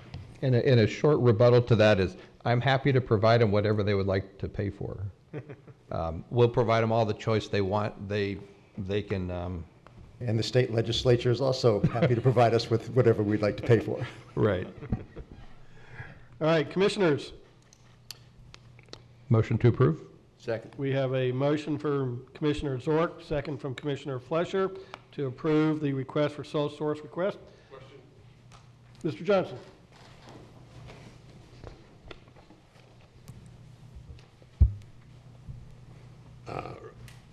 Right now, we pay for surcharge for our traditional landline that we have in our house. We pay a surcharge for 911. Now, we also pay an additional surcharge for our cell phones. Now, it seems to me that it would be logical for us to only have 1 surcharge that encompasses our traditional cell phones and our home phones, regular landline phones. That's a question. In other words, we pay double. We penalized for using our landlines for 911, and so it's just a question. Maybe there's no answer right now. I know it's additional revenue, but The easy response to that is we have 2 cars. If you have 2 cars, you have 2 licenses. The license goes with the unit, not with the individual. I'm speaking as a user, Mr. Solari. No, I understand. I don't want to pay two charges for 911 if it's only. But if you had goes 2 the cars, same. you're going to pay for 2 No, licenses. but he's going to, 911's going to go to the same place. That's all I'm saying. I mean, if you want to pay an additional 911 surcharge, fine, that's up to you. Bob, my guess would be if the state did that, they would just double the charge, so you're not going to save $1. There you go. All right, Sorry, thank you very sorry to much. pop the bubble there, but anyone else wish to speak on this? All right, we have motion by Commissioner Zork, second by Commissioner Flesher. All in favor signify with aye. Aye. Any opposed? That carries unanimously. Thank you, Chief. Commissioners. Thank you. Move to Public Works. We have a request for designation of Train US Inc. as sole source provider for HVAC control systems and service contracts for the controlled systems. Mr. Rich Spiritka, the Public Works Director. Good morning, Rich. Good morning, Commissioners. What we have today is we're requesting sole source for Train to replace some of our old Johnson controls with Train controllers. Over the past years, we have been upgrading our air conditioning system to make it more efficient and effective, and one of the issues that we're finding is that the original controls, when some of the buildings were built, are not compatible with the software that Train uses nowadays. So in order to do that, we've been upgrading some of our VAV boxes with Train controls. What is happening is the electronic bridge, like John was just mentioning, is old and antiquated, and it can't read the signals coming from the individual boxes. So we're looking to have Train replace all of our controls so that we can individually control the units that are in our buildings. The funding for this will be out of the facilities management, other contractual services, and the funding is in the budget to replace some of the VAVs. This will be an ongoing expense over the next few years. Staff recommends the Board of County Commissioners declare Train as a sole source for our countywide HVAC systems. And staff also recommends that the board authorize purchasing to issue a purchase order in the amount of $25,880 for a Train Advantage Agreement annual service contract, which allows them to come in and they'll optimize our system so that we can keep it running efficient and effective. Thank you, Rich. Commissioners, any questions or comments for staff? Commissioner Zork? 2 parts, Rich. One, I'm in favor of doing this, but a couple of questions. One, as we go forward, can we write in our bid documents for future capital facilities that we're building that we don't want this mishmash of Train chillers, another guy doing the control system, because about 1.5 years ago we had to change the controller to Train due to the prior manufacturer, some issues with that, which caused the chillers to run at a more frequent rate, which probably shortened their back-end life cycle, which I know is another issue we're going to be dealing with. Compound that with the probably 50 places in the building that now need a cover plate adjustment, since the new controller is a different size than the one that was there before. But if we can get, just to get everybody all on the same page, we don't want, if it's one manufacturer's the anchor piece, we want that company's controlling system controlling their product, not multiple vendors. I'm sure sometimes it works well, but for here, when you look at what we've spent getting it kind of trued up and operating correctly, more energy efficient, we've had to spend quite a few dollars to do that. Correct, and we've actually done that. The IG building is a good example. Okay. They were trying to put in Train chillers with a different controller and different boxes, and during that review cycle, when we did shop drawings, we said no. They had to be all Train, that it was compatible with our entire system. Good. So Great, thank you. We've already started that process. Great, thank you. Okay. Commissioners? Would anyone like to make a motion? Move approval. We have a motion from Commissioner Fletcher, second from Commissioner Adams to approve staff recommendation. Anyone from the public? All those in favor signify with aye. Aye. Any opposed? Motion carries unanimously. Commissioners, are you okay with getting this one last item, utility service, and we'll take a brief break? Everyone okay with that? Okay, great. Next is utility service. We have the Johns Island Water Management Reclaimed Water Agreement. Mr. Vinnie Burke, Director of Utility Services. Good morning, Vinnie. Good morning, Commissioners. For the record, Vincent Burke, Director of Utility Services. Let me just switch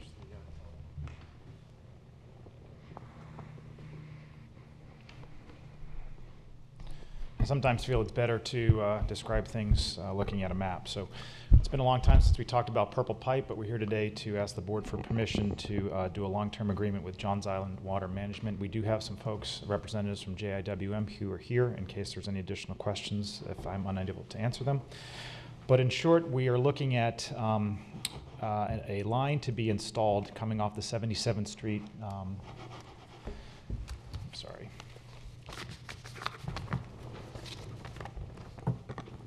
Coming off the 77th Street, we have an existing pump station and an above-ground storage tank up near the 77th Street. The proposed line would be to come down Old Dixie, although this map shows it jogging off and kicking down on US Highway 1. Please note that US Highway 1 has a 4 to 6 lane expansion project that is proposed, so staff has done a cursory review thus far, and we've said some comments back to the engineer of record, Knight McGuire and Associates, that we'd prefer to have them come down on the Old Dixie path. It is a congested right-of-way. We have lines on both the east and west side force mains, so Knight McGuire is going to have to do some engineering to try to make that line work. And then coming across 69th Street over to Old Dock Quay Bridge Road, setting up directional bore to do a subaqueous line anywhere from 60 to 100 feet deep below FP&L power lines, below the bottom of the Indian River Lagoon, and coming up to the other side of the barrier island and continuing along Old Winter Beach Roadway out to A1A, coming south on A1A, and then coming back into the Indian River Shores tie-in point. So just a couple things. In doing this research, we had to make sure that we, the county, were allowed to provide reuse water within the town of Indian River Shores. So there is a non-exclusive franchise agreement, which specifically states that if the city of Vero Beach, which is the current service provider in that area, is unable to provide services, then the county can apply for a franchise agreement with the town of Indian River Shores. It was our intent to get board approval today and then go to the town on the 14th. We provided some information to the town manager, and the attorney's office has been working with Mr. Clem, the attorney for the Shores, but they still need additional time to do some due diligence and research. So we will be unable to meet the 14th for the town of Indian River Shores to try to get a franchise agreement, and we'll be working with their staff to try to bring something to council at the beginning of the new year. On page 2 of the agenda item, I just wanted to highlight some of the specifics contained in the contained in the reuse agreement. Johns Island Water Management, JIWM, will design, they will permit and build and pay for a 16-inch diameter reuse reclaimed water pipe that will tie in off of 77th Street, and will be done to our county standards, and it'll be turned over to us in our usual process. In order to do that, Johns Island Water Management will pay 50% of the current base rate, which is 0.67 cents per 1,000 gallons per the county's rate resolution, for up to the first 1,000,000 gallons per day for the term of a 25-year agreement. If they use in excess of that, they'll pay the full charge. I also mentioned in the agreement here that if the rates go up or down, that 50% deduct will apply to the current rate. So right now, the current rate is 0.67 cents per 1,000 gallons. So the effective date is upon execution of the agreement, which may be today if the county commissioners approve. The county would be also able to serve other reclaimed water customers through the JIWM pipe. And in order to do that, there'd be a cost-sharing revenue adjustment of the 20% of those revenues that would go back to Johns Island Water Management or provided as a credit for the billing charges. So initially there was going to be a 12-inch water main. 12-inch diameter water main, but it has been upsized to 16-inch to not only carry 1 million gallons of water to Johns Island, but potential other customers that have shown interest in trying to obtain reuse or reclaimed water in the town of Indian River Shores. Of course, as I mentioned earlier, this agreement is contingent upon the county obtaining a franchise agreement for the similar term of 25 years from the town of Indian River Shores to be able to serve other non-City of Vero Beach customers in the town's northern boundary, in addition to providing water for Johns Island Water Management. Staff is in agreement. We've been back and forth with Johns Island and their engineers. We've done a cursory review, but the design is still underway. We understand that the town has received 2 grants, which has accelerated the time frame in order to improve Old Winter Beach Road with some grant funding, and we are told verbally that their intent is to perhaps do this in a 2-phase process. The first phase is to get the line installed in the Old Winter Beach roadway prior to some of the drainage work and roadway improvements that'll be on Old Winter Beach Road, and then to do a second phase for the subaqueous line. So staff will need to review any and all plans that will be submitted for a utility construction permit and a right-of-way permit that'll be in conjunction with Public Works. We've provided some initial comments to the engineer, and so that's where we're working closely together with our staff and with Knight McGuire and Associates to make sure that the design is copacetic for our needs as well as for Johns Island Water Management. So in short, there's no funding right now from staff because we don't have that finalized design. We do know that at some future point, once that design is finalized and they apply for a utility construction permit, we will probably have to do some infrastructure upgrades to our pumping system off of 77th Street. So we're looking into that right now. We might have to upsize a variable frequency drives to be able to handle the additional flow going across the subaqueous. It's close to about 5 miles of pipeline, and that's a large diameter pipe, so we push a lot of water in that pipe. So we don't have that funding limit, but we will be certainly coming back to the board for that once we have more information. And so in short, staff would recommend the Board of County Commissioners approve the reclaimed water agreement with Johns Island Water Management for the supply of 1 million gallons a day of reclaimed water for a period of 25 years with an effective date upon signature by the Board of County Commissioners. I'm certainly available for any questions. Thank you. Commissioner Fleischer? Well, Mr. Chairman, yes, I did have a question as far as the proposed system. I realize we still have a lot to work out, but would that be continually pressurized? It's an open-ended pipe that ties into an existing 8-inch supply line to a surface water pond. We don't anticipate it being continuously pressurized. We have other reuse customers that are served by our 77th Street facility. So we'll be sending water off of the bridge to the north for folks like Orchid Island or Disney or perhaps Windsor if they want to also get some water. So we'll be shifting water, if you will, to various parts of the barrier island. But we don't anticipate having the Johns Island water pressurized at all time at this point. That's a good thing. Mr. Chairman, I have to move staff recommendation to go forward. Second? Motion by Commissioner Fleischer, second by Commissioner Solari. Under discussion, Commissioner Zork? Yes, thank you. Benny, on the what is the potential depth of the line? I'm just trying to look at you're going to have a significant head pressure, or wouldn't you have a significant head pressure, which will then increase our pump costs on the back end? If we don't know what that cost is, I'm just going to throw out hypothetically, what if that cost to accomplish that's $500,000 or X dollars, any dollars? What, with the discounted rate structure, how would we recoup higher than anticipated costs to upsize the pump system to move that water from its starting point underneath the line, going over into the shore? That's a great question. So we've taken some of the pumping that we're currently doing right now and looking at the KW consumption that we're charged by FPNL. It's a pretty decent rate. So we've made some hypothetical assumptions based on the pro forma that was attached.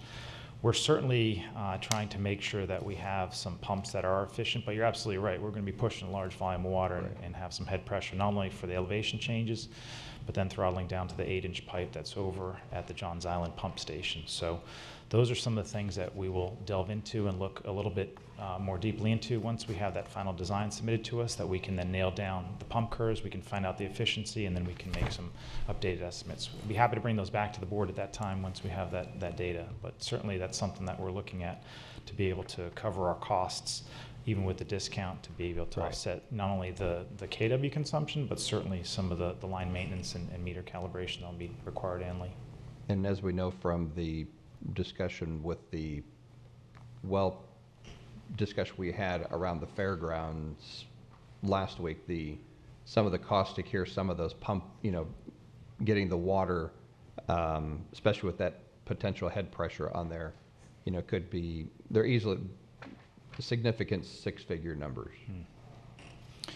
Well, ours are a little bit lower than that, we hope. We hope. But certainly, the intent here is to be able to cover our operating costs when we're not having to have a large capital outlay for the pipe and the telemetry that Johns Island will be putting in place, which is the necessitation for the 25-year term. So there's a huge capital cost that's been attached to this project for a 5-mile, 16-inch diameter pipe. Right. That's a lot of money. And the boring contractor that has to go under. So we want to make sure all the regulatory agencies have signed off. We want to make sure that all the construction standards are adhered to and the engineering practices are followed per our UCP process. Okay.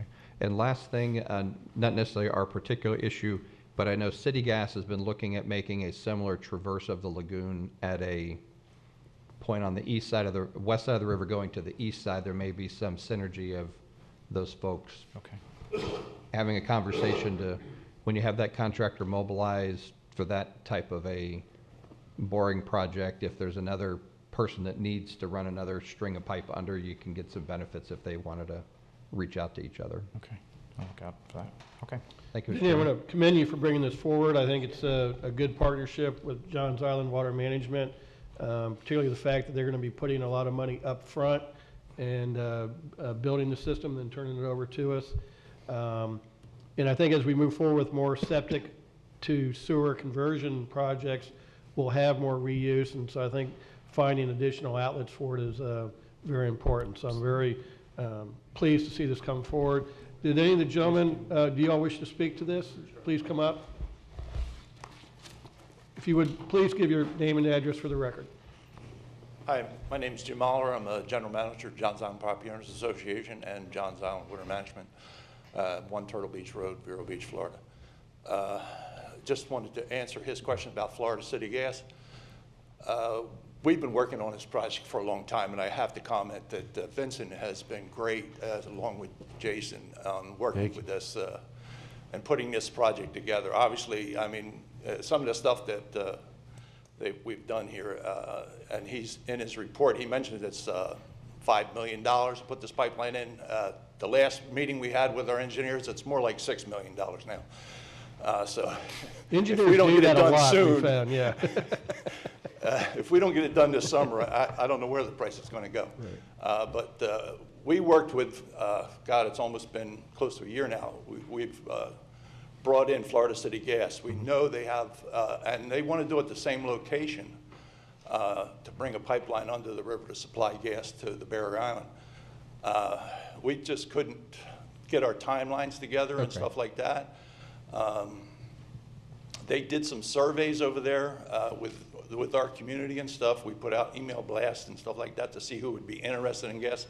A lot of our people want, gas instead of propane tanks in the ground and all that kind of stuff. So, but I don't know what their timeline is. Just not right with working with us on that. We were hoping for that to help share some of the costs of mobilization and stuff like that, but didn't work out. But like I said, I just want to thank Vincent and Jason. They've done a great job. Well, and I'd like to thank you all again just for your cooperation with this. And I think it's a great project we can do together, and looking forward to it. We've been trying to get reuse water for a long time. I mean, we were in the forefront of doing it with the Bureau probably 30 years ago when nobody wanted reuse water. But now, water's like blue gold now. Right. Very good. Thank you. We have anyone else from the public wish to speak? Yes, sir. Please come on up. If you would, please give your name and address for the record, sir. Yes, thank you. Paul Fafeda, 955 82nd Avenue. My question is, how is this pipe getting from 69th Street to the barrier island? It's going to be a subaqueous, which I think Vinny said they're going to go down 60 to 100 feet below the surface of the lagoon. And then basically it's tunneling underneath the lagoon and coming up on the eastern barrier island. Okay, so there's no environmental impact? Unless it breaks, which happened a couple of weeks ago. I think they're pretty far down enough that there is no impact. And maybe Vinny can speak to that. Yeah, this has to go through the regulatory approval process, not only the Army Corps of Engineers, but the DEP. So they will look at what is specified. There'll be encasement surrounding the borehole, and then we're going to be using HDPE, which is high-density polyethylene, which is pretty beefy material in order to secure that water. The deeper they go, it's actually better for the contractor because the pressures will hold the bentonite clay, the slurry that's going to be there to prevent any frack out of that boring. So these guys know what they're doing, and John Zahn's going to be working with contractors to make sure that they adhere to not only the environmental but the regulatory concerns. Yep. Okay. Thank you. Yes, sir. Thank you. Anyone else from the public wish to comment? Seeing none, we have motion by Commissioner Fleischer, second by Commissioner Slaughter. All in favor, signify with aye. Aye. Any opposed? That motion carries unanimously. We're going to take a brief 10-minute break. We will be back here at 10:50.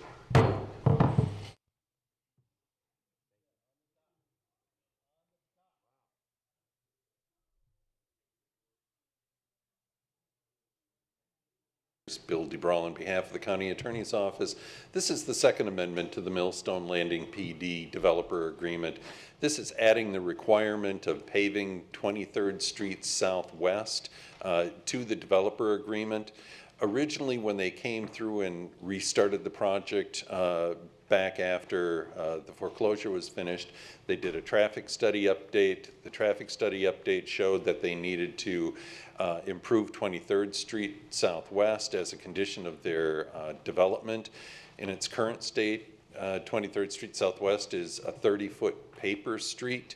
They will have to add 30 feet of right-of-way to bring it up to county standards and pave it for the length of their development. It was contemplated in the right-of-way agreement that this would eventually be brought into the developer's agreement so that we would be consistent with the improvements to 17th Street Southwest being controlled by certificate of occupancy milestones. The same is contemplated with the completion of this. By the time the development hits their 450th certificate of completion, 23rd Street should be substantially completed. Staff's recommendation is to go ahead and approve the second amendment to developer's agreement. I'd be happy to answer any questions, or Mr. Barquette or Mr. Bryan is here also. Thank you. Commissioners, any questions? Bill, I know I spoke to you about the agenda item before, but just for the record. For the record. Just to keep my, my South County folks happy, this has nothing to do with the current agreement for the improvements to 17th Street Southwest and the intersection that Millstone is supposed to be putting in. Is that correct? That is correct, sir. And so the CO numbers, or that limit is still in place, or December 31st, whichever comes first? Correct. So those caps are still in place? Correct. Okay. I just wanted to make sure, got that out there. All right. No questions of staff? Move staff recommendation. Second. We have a motion from Commissioner Slaughter, second from Commissioner Fleischer. Mr. Barquette, did you have any comments? Are you good with the motion? Very good, thank you. Anyone else from the public wish to comment on this? Seeing none, all in favor signify with aye. Aye. Any opposed? That carries unanimously. Thank you, Bill. We now move to Commissioner Matters. And first, well, Commissioner Zork has several matters, but we'll start with the first one. The update and discussion on the Greenfield Resources privately funded Indian River Lagoon pilot project. Commissioner Zork, you have the floor. Thank you, Mr. Chairman.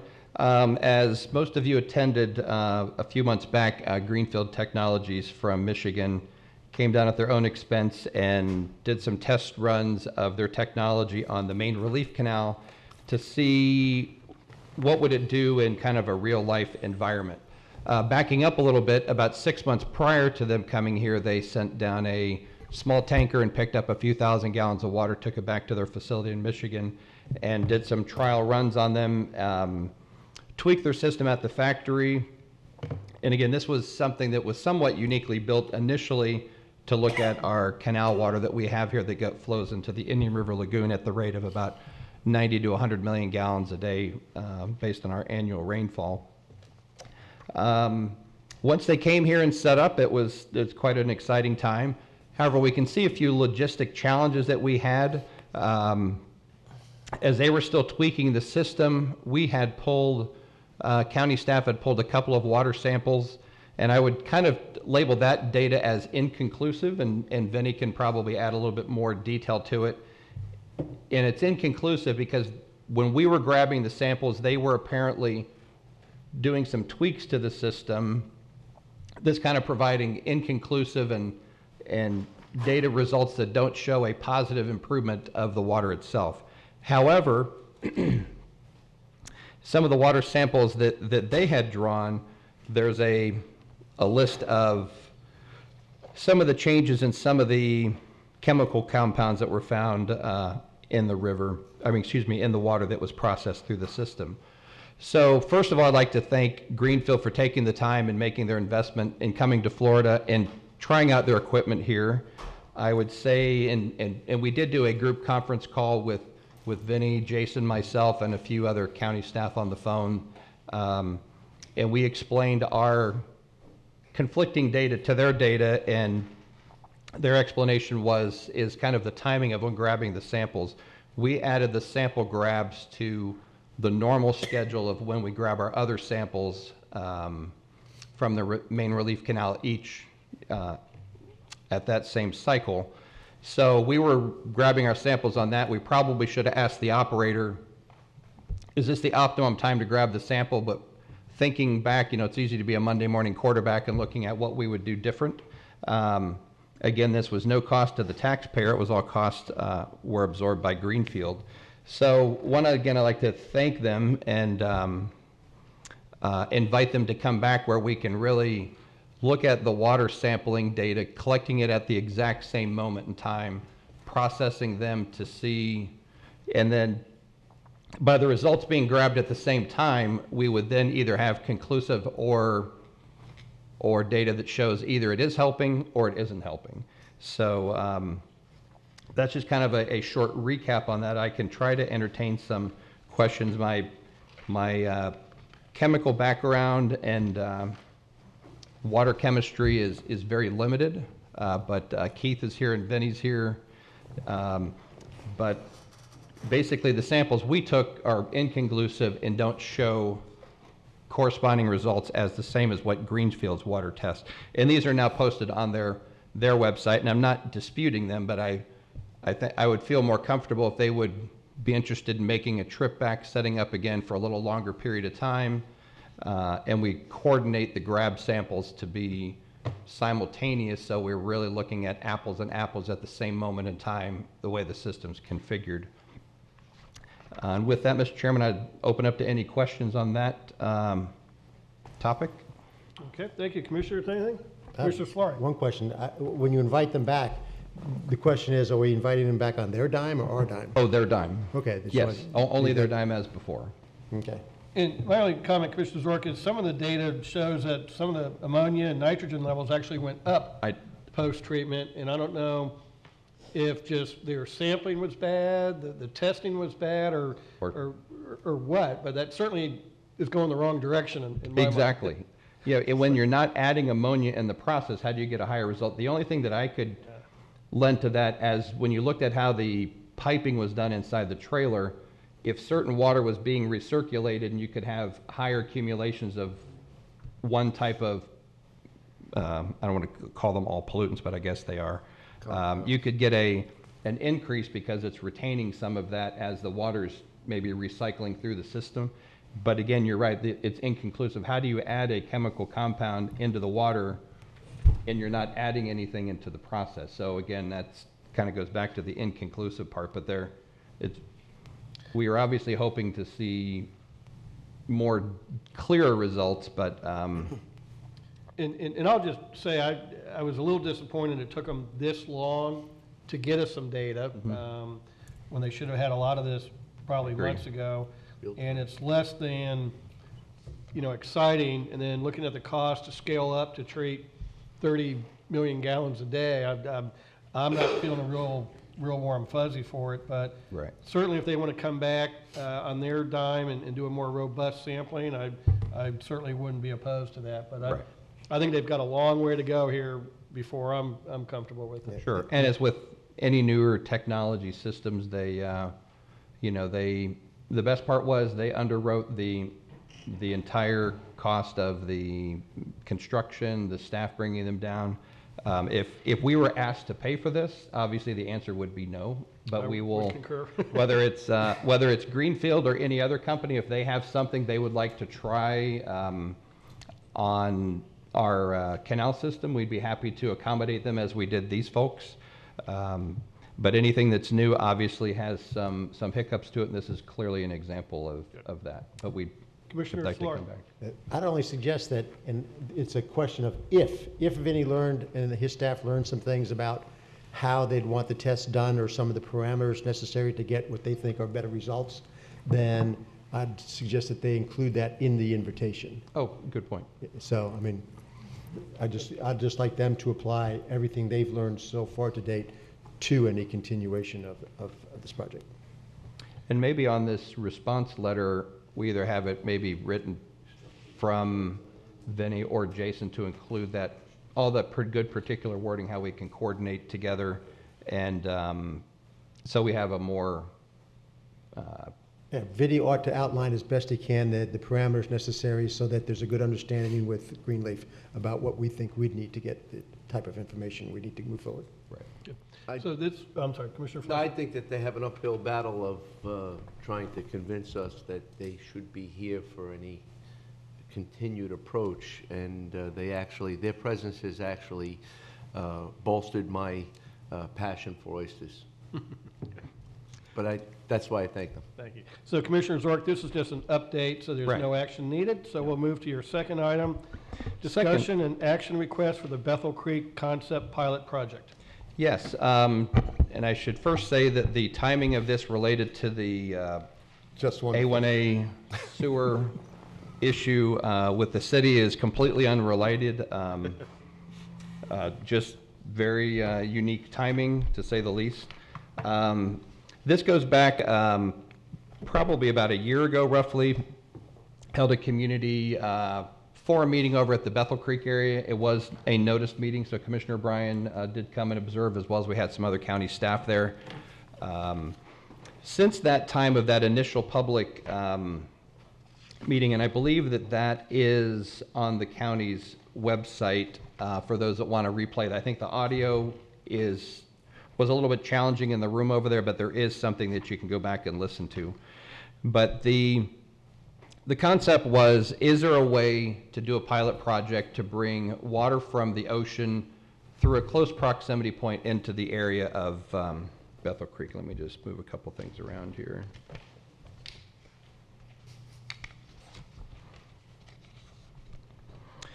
And I should also say that the recent report funded by St. John's that was presented to the Lagoon Council probably about a month or so ago, roughly.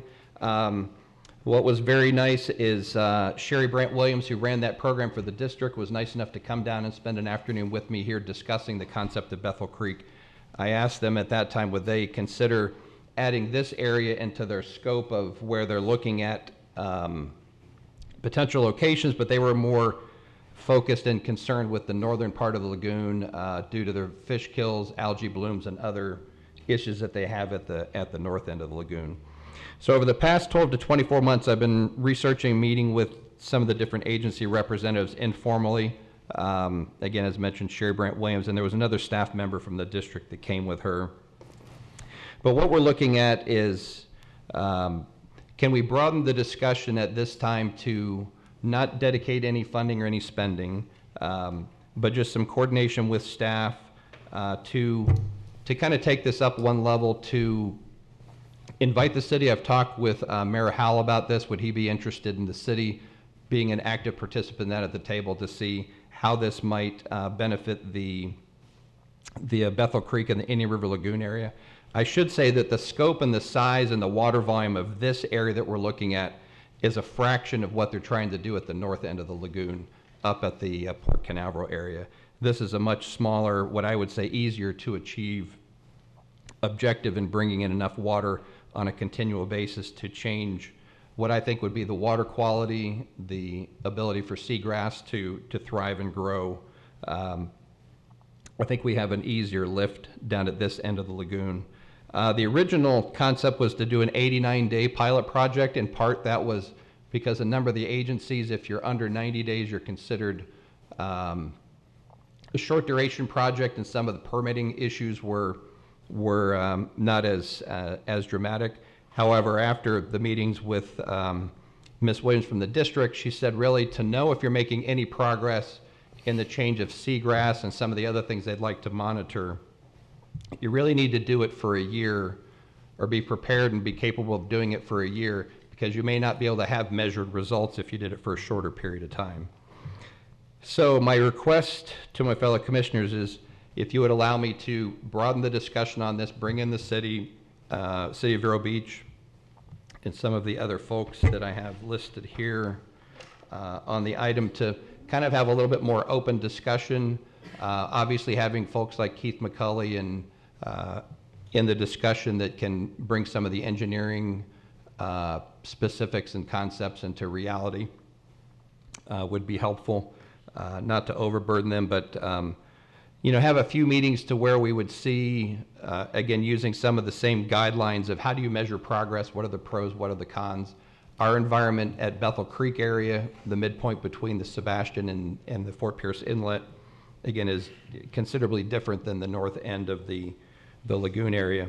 But if you would permit me to have a few of these stakeholder meetings and then bring back some type of report back to the commission, and at that time see, hey, it makes some sense, let's look at, or maybe it's dead in the water and the scientific folks say, look, it's just not, as Wesley we used to say, the juice isn't worth the squeeze. We're not going to go, the benefits just aren't there. But I'd like to see what we could flush out in a few stakeholder meetings and see what that information tells us, and then bring that back to the commission as more of a formal request of how we might like to move forward, or an update to where it says it makes sense not to move forward. So with that, I'd like to open up to questions from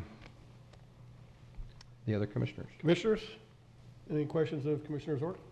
I don't have any questions, but for me, I've never liked the idea of a tube underneath going from Bethel Creek to the ocean.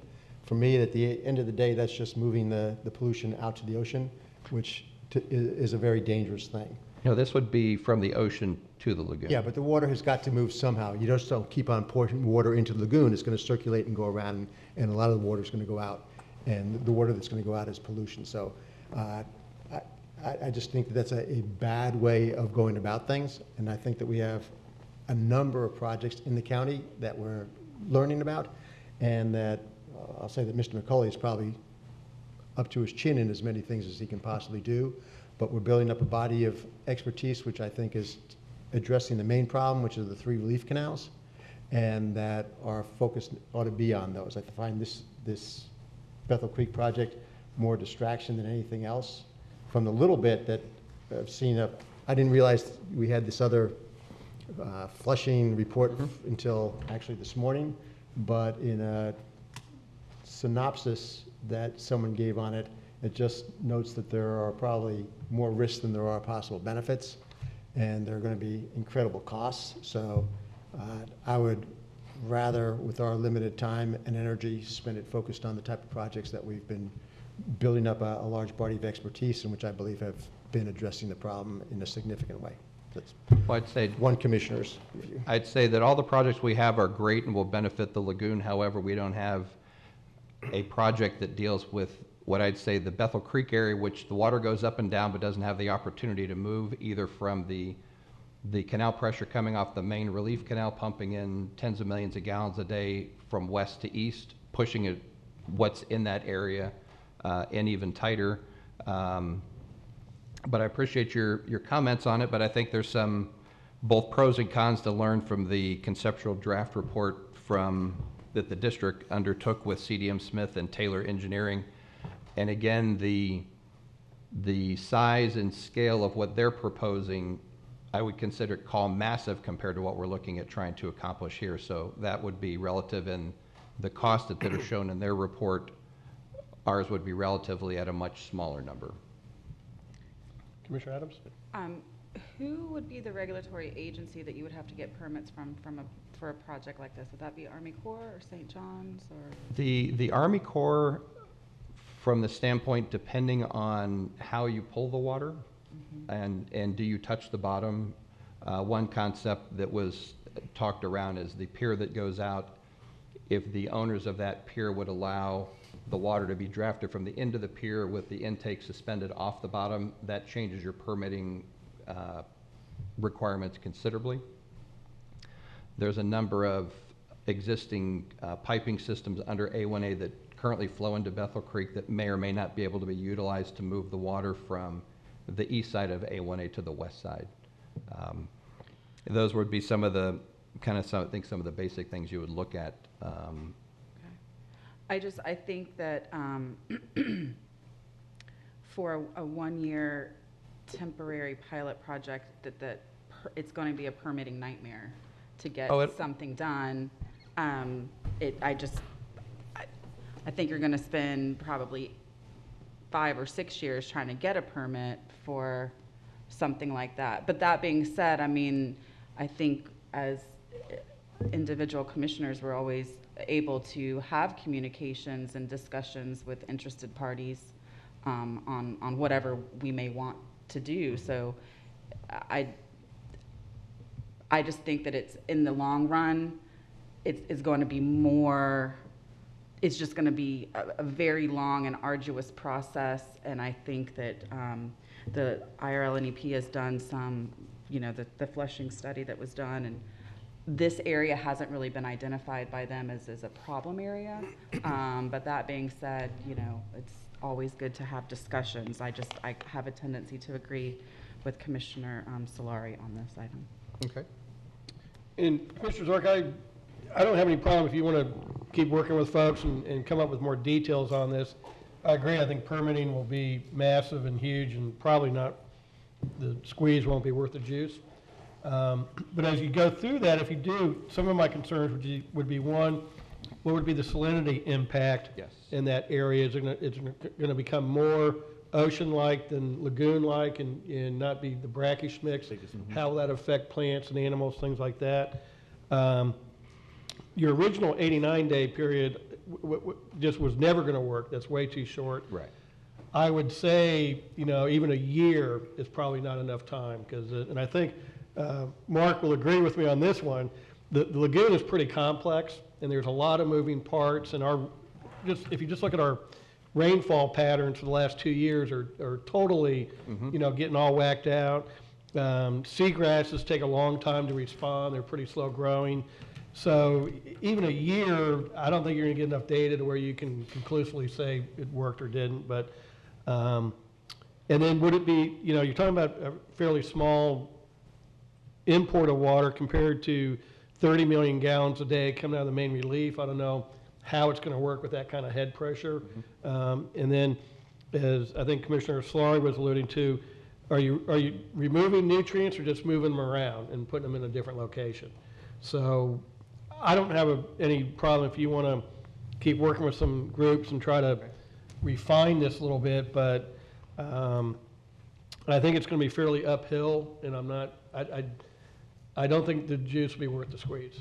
And Mr. Chairman, I would never suggest that you shouldn't be able to talk with other people. My concern was more the use of staff time after time, and the staff can only go so far. And personally, I think we've stretched our stormwater TMDL remediation staff as much as we possibly could.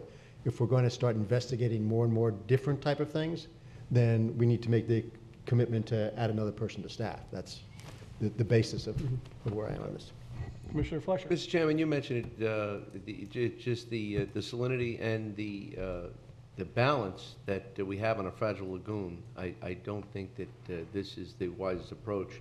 I do also believe that with all of the environmental concerns that we have about a slim to none chance of ever getting a permit to go forward in this. So, I mean, I'd rather look at other ways. Flushing has eliminated some species in other projects in other jurisdictions.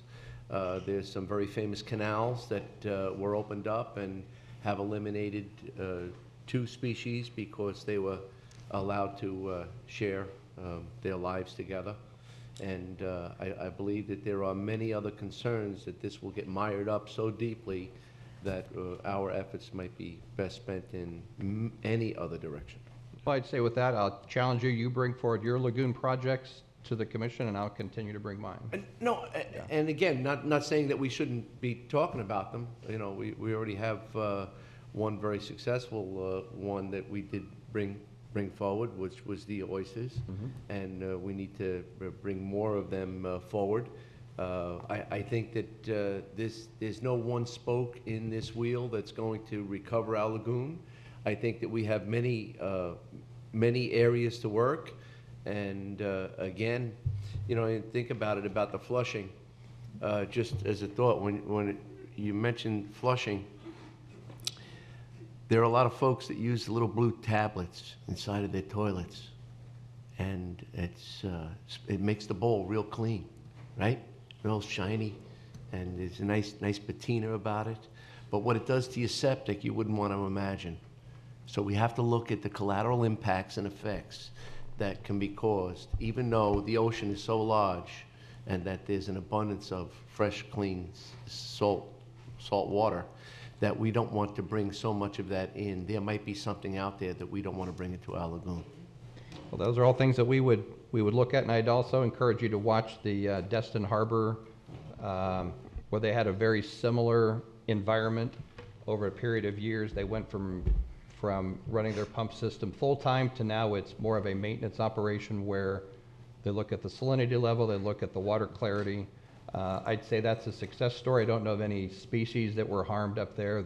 All the regulatory agencies that I spoke with that permitted that site that revisit it are still very happy with it. So there's pros and cons with everything, and you just have to weigh them out, and that's part of what this process is. And, Commissioner Adams. And perhaps just to kind of sum it up, I mean, I think what I'm hearing is if you want to continue discussions with interested parties and maybe flesh out a little bit more of the details and what would need to be done for permitting, that's always encouraged for all of us to have those discussions, because something different than this particular project might come out of that. But as far as maybe devoting some staff time at this point, maybe that's not the right time to do that, but I would definitely talk to the Lagoon Council, St. John's, and see what those, and even Army Corps, and see what that process would be, so we have a better, is that kind of generally what I'm hearing from you guys? I think so. Okay. I'd say there's probably would still be a few small questions I would still ask of Keith and others from staff, just as I pop into their offices almost on a weekly basis with questions on other items. I'll do my best to keep those at a very minimum, but without their quick answer on a situation that can help guide some of the discussion, I'll still reach out to those, but I'll keep it at a limited basis. Okay. Mark, did you wish to comment? I would, thank you. I have no strong position one way or the other on this, and I certainly can't say anything about allocation of staff time, but I would like to make a couple of brief comments. I agree with the commissioners that the number one issue on water quality is the canals bringing in nutrients, and that probably is a top priority. On the other hand, with regards to the project that Commissioner Zork is pursuing, if water from the lagoon was to be put out into the ocean, I agree with Commissioner Solari that there could be some potential impacts to the reefs offshore. If clean water was brought in, there are numerous inlets in the Indian River Lagoon, and I don't see a negative to that. I just, I don't think that would really be a negative. It would probably be a positive if the water was just coming in, clean water from the ocean coming in, not going out. And lastly, I'd just like to say I'm looking over the chairman's head here at the seal up there that says Indian River County, Florida.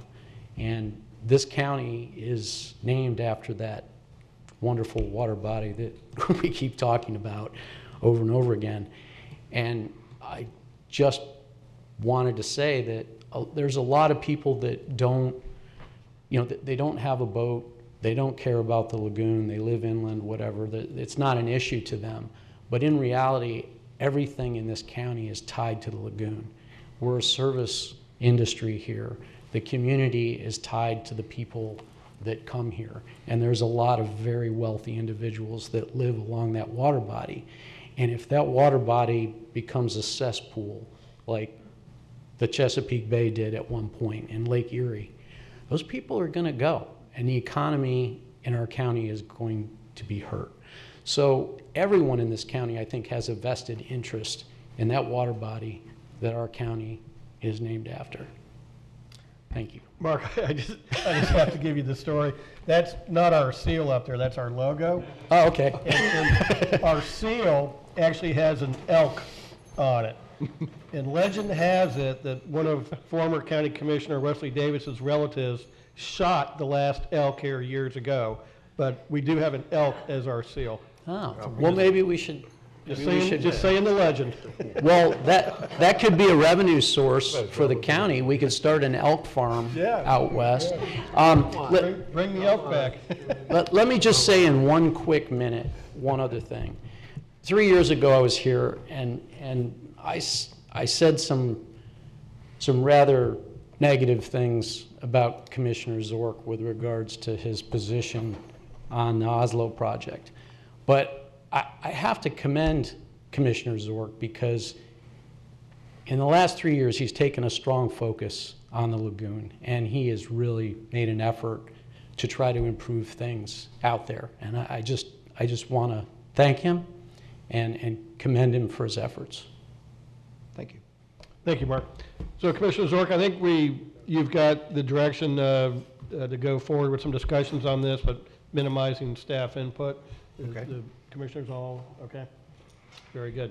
Commissioner Zork, your third item, discussion to add juvenile justice and the civil citation program to the legislative agenda. You have the floor again. Oh, there's... Mr. Chairman? Oh, I'm sorry. I'd like to get Please come to the podium, please. If your name and address for the record, please. Brendan Burke, 516 Conway, Vero Beach, Florida. There's no notices around Bethel Creek as far as contaminated water, do not touch the water. Whose health responsibility is that? Probably the city of Vero, I would think. Does the city of Vero Beach have a health department? Well, I think the state health department would issue the actual warning, but it was the city of Vero Beach sewer system that ruptured there. Right. So does the county have any impact on the city of Vero Beach insofar as, there's not a sign up saying that this water is contaminated? Yeah. I'll tell you what we can do, sir. The only thing we have in our favor is the water temperature that we don't have, like all the cooties going crazy in Bethel Creek right now. If you want to leave your name and phone number, I'll talk to the state health department and see where they are in that loop, because I think any health warnings would come through the state health department across the street. But if you would leave me your name and phone number, I'll be glad to research that and get back to you. I will, Mr. O'Brien. The other thing I wanted to say is I think it's a very good idea that Mr. Zork is presenting. You got to realize you got one inlet 10 miles away, you got another inlet 9 miles away. There's not going to be cooties coming in from the ocean that we don't already have in. We have these canals coming from the west that we know have all sorts of problems in them. The oysters we put at the mouth of those canals are all green from cupric oxide. So there's a great deal of westerly flow of fresh water. The salt water isn't going to hurt anything. It's going to help things. We've been very lucky to avoid any catastrophic event in our waters. We really have. And really, it's luck. So we really have to be vigilant, and those good ideas, you really have to, with the amount of development that's coming down the pike, it's really important that Bethel Creek gets an input of salt water, as once was. It once was an inlet. So try to get around that. That is a dead zone in there right now. It's absolutely a shame, and it's a public health hazard, and it's not being given the attention that it requires. Thank you, guys. Yes, sir, thank you. Commissioner Zork, now your third item, the Juvenile Justice and Civil Citation Program. Great, thank you, Mr. Chairman. This last year, and again going forward this year, I serve as the 19th Judicial Circuit Juvenile Justice Program, and after attending a number of meetings there always seemed to be a conflict between the civil citation program that law enforcement follows and the civil citation guidelines that the state follows, where each of the law enforcement agencies, in summary, we're getting tagged with higher crime statistics on juvenile justice than the reality is of what's actually happening. And part of it is the guidelines between law enforcement, how they fill out the forms. Was he a candidate for a citation program? If he was, why was he? If he wasn't, why was he? But the glitch seems to be in some of the language in the state that law enforcement does a great job. They divert the ones that are appropriate, the ones that aren't. In the report that they send in, it shows they come back with a report and they say, well, out of your 75 diversions, we feel 70 of those were missed opportunities. So they get labeled with 75 missed opportunities in their reporting, which makes them look like they're doing a poor job. So from a report card standard, the agency's really performing at an A. The state level grades them and gives them a D because of the way this conflict in the reporting is.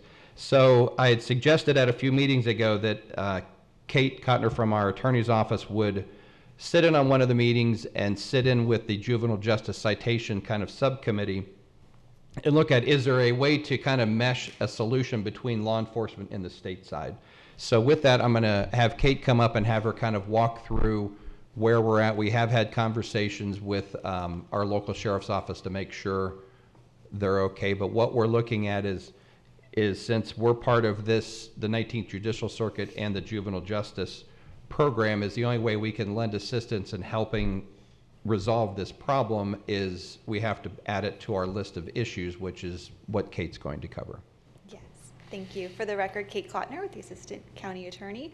As Commissioner Zork said, it's really about the difference between what's happening locally and what I guess DJJ is putting into their system. DJJ actually made Department of Juvenile Justice made a presentation at one of these meetings, and one of the things that was noted is that there seems to be some discrepancies within the statute, and that some clarity would kind of help move this along and make for a better report card, because what the DJJ member said is that we are actually one of the best performers in the state, but that's certainly not reflective in these scores. So there are two identical bills in the House and Senate right now, and it's Senate Bill 644 and House Bill 489 that opens up the chapter that we need to kind of get our hands into. And so in the, as Commissioner Zork mentioned, I attended a subcommittee on civil citations, and we went through the legislation. I was merely there as a participant, just trying to help them along to see, again, what they can do and what they can't do. And they identified a list of things that they like about the bill and some things that they would want to change. From that, I shared this list with Jim Harpring in our sheriff's office just to make sure that our local community would be on board, because a member of our community was not in attendance at the civil citation meeting. And Jim Harpring seemed to think that he agreed with the majority of the suggestions. And so some of those are,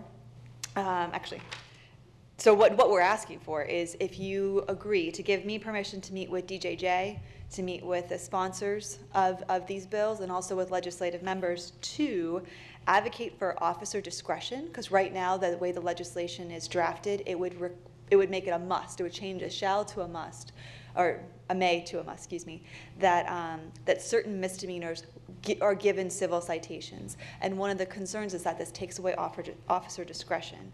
Another concern is that it takes away victims' rights. So say you have a theft and it's a misdemeanor and it's a first offense, there is a victim. And if the victim doesn't agree to have a civil citation and we give them one, all of a sudden you're interfering with their constitutional rights of the victims. So that needs to be addressed in the legislation. Some other things that they mentioned was advocating against language that makes the law enforcement officer solely responsible for certain paperwork. So the paperwork includes reporting when the juvenile fails to timely report to community service assignment, complete the assignment, or comply with the assigned intervention. To put that onto the local law enforcement officer is really going to tie up our resources. So one of the suggestions was to say the local law enforcement officer or the civil citation agency. So it kind of broadens it up, and it doesn't put that burden onto our people in our system. Kate, if I may, when you say our people, you're talking about the sheriff? The sheriff's office, yes. Okay, I just wanted to make sure that was clear. Yes, thank you. Oh, and it would be the sheriff, City of Vero Beach, Fellsmere, Sebastian, Indian River Shores, everybody. Absolutely. Right. And again, it would impact the entire 19th Judicial Circuit. So I know that Martin County has received permission to advocate. Their lobbyist is going to go forward, as well as St. Lucie County. So we're just requesting permission to join forces to help advocate for the 19th Judicial Circuit and Indian River County. Very good. Thank you, Kate. And I know talking to the sheriff, and we do have a very good civil citation program. I think a lot of it's due because we have the school resource officers, and that's where a lot of these come from. And I think it's a good program. You know, it does give that youth kind of a do-over pass. But talking to the sheriff and the other chiefs are pretty adamant. They don't like the fact it would have to be mandatory. They do want to keep the officer discretion, so I think that's good in here. And this is the issues on the paper, and Commissioner Zork's backup, is that correct? Yes, yes. Okay. Any other comments from the commission?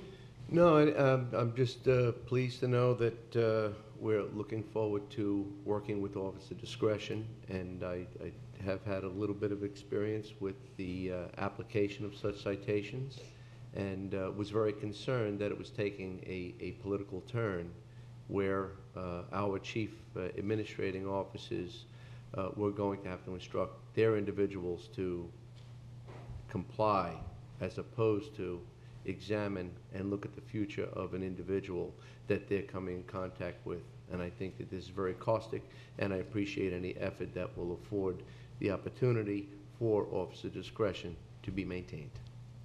Thank you. Commissioner Zork, would you like to make the motion? Yes, I'd like to make a motion that we add the juvenile justice civil citation programs and related bills to our legislative agenda for this year. Second. Wait, is this in our list of, in our concerns at the back, or are we talking about list of priorities up front? I'm just trying to make sure I understand. Good point. Where, to be the most effective, Kate, where should we place this on our list? I mean, truly, placing it anywhere on the list will give me and the legal or the lobby team the authority. But if you want to put it as a main priority, then that's something that the lobby team will focus on. I mean, that's why we try to separate it out so they know to spend the political capital on those top issues for us. Does that make sense? Yes.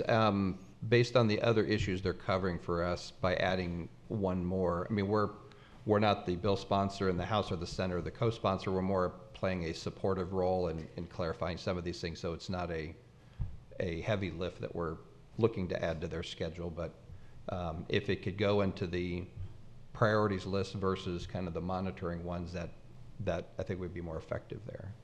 Sure. Even in the list of concerns, we can take an oppose or support position. So it really, I guess you're asking my opinion. So with the heavy lifting that we have, and as you're right, our members are not the sponsors of this bill. I think being under the concerns is okay, and we will still get the job accomplished because, again, this is a collaborative effort. Okay. I know that Martin County has already set up a meeting with the Senate sponsor for tomorrow morning. So, after you guys take a vote, then we'll get on it right away.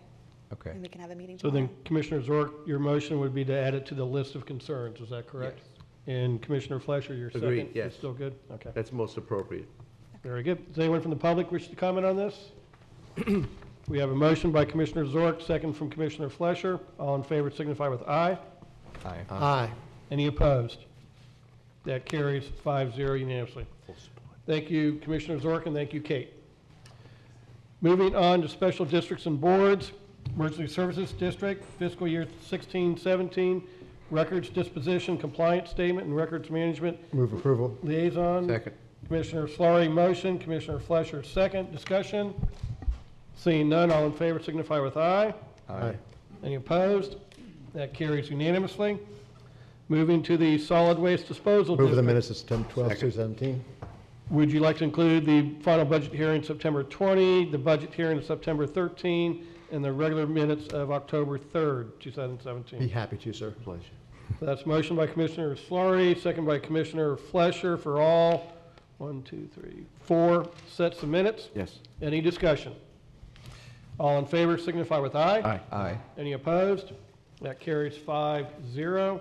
We now go down to item 5, which is final pay to CDM Smith for CCNA 2014 work order number 07-217 Move approval. permit compliance. We have a motion from Commissioner Fleischer, second by Commissioner Solari. Any discussion? Seeing none, all in favor signify with aye. Aye. Opposed? That carries 5-0. Item 6, final pay to CDM Smith for CCNA 2014 work order number 9, full cost accounting and financial assurance reporting. Second. We have a motion by Commissioner Adams, second by Commissioner Fleischer. Is there any discussion? Seeing none, all in favor signify with aye. Aye. Any opposed? That carries 5-0. Item 7, fiscal year 16-17 records disposition compliance statement and records management. Move approval. Second. Motion by Commissioner Slauri, second by Commissioner Fleischer. Any discussion or comments? Seeing none, all in favor signify with aye. Aye. Opposed? That carries 5-0. Commissioners, that completes our agenda. Is there any final comments or discussion? Seeing none, we are adjourned. Yeah, but you need.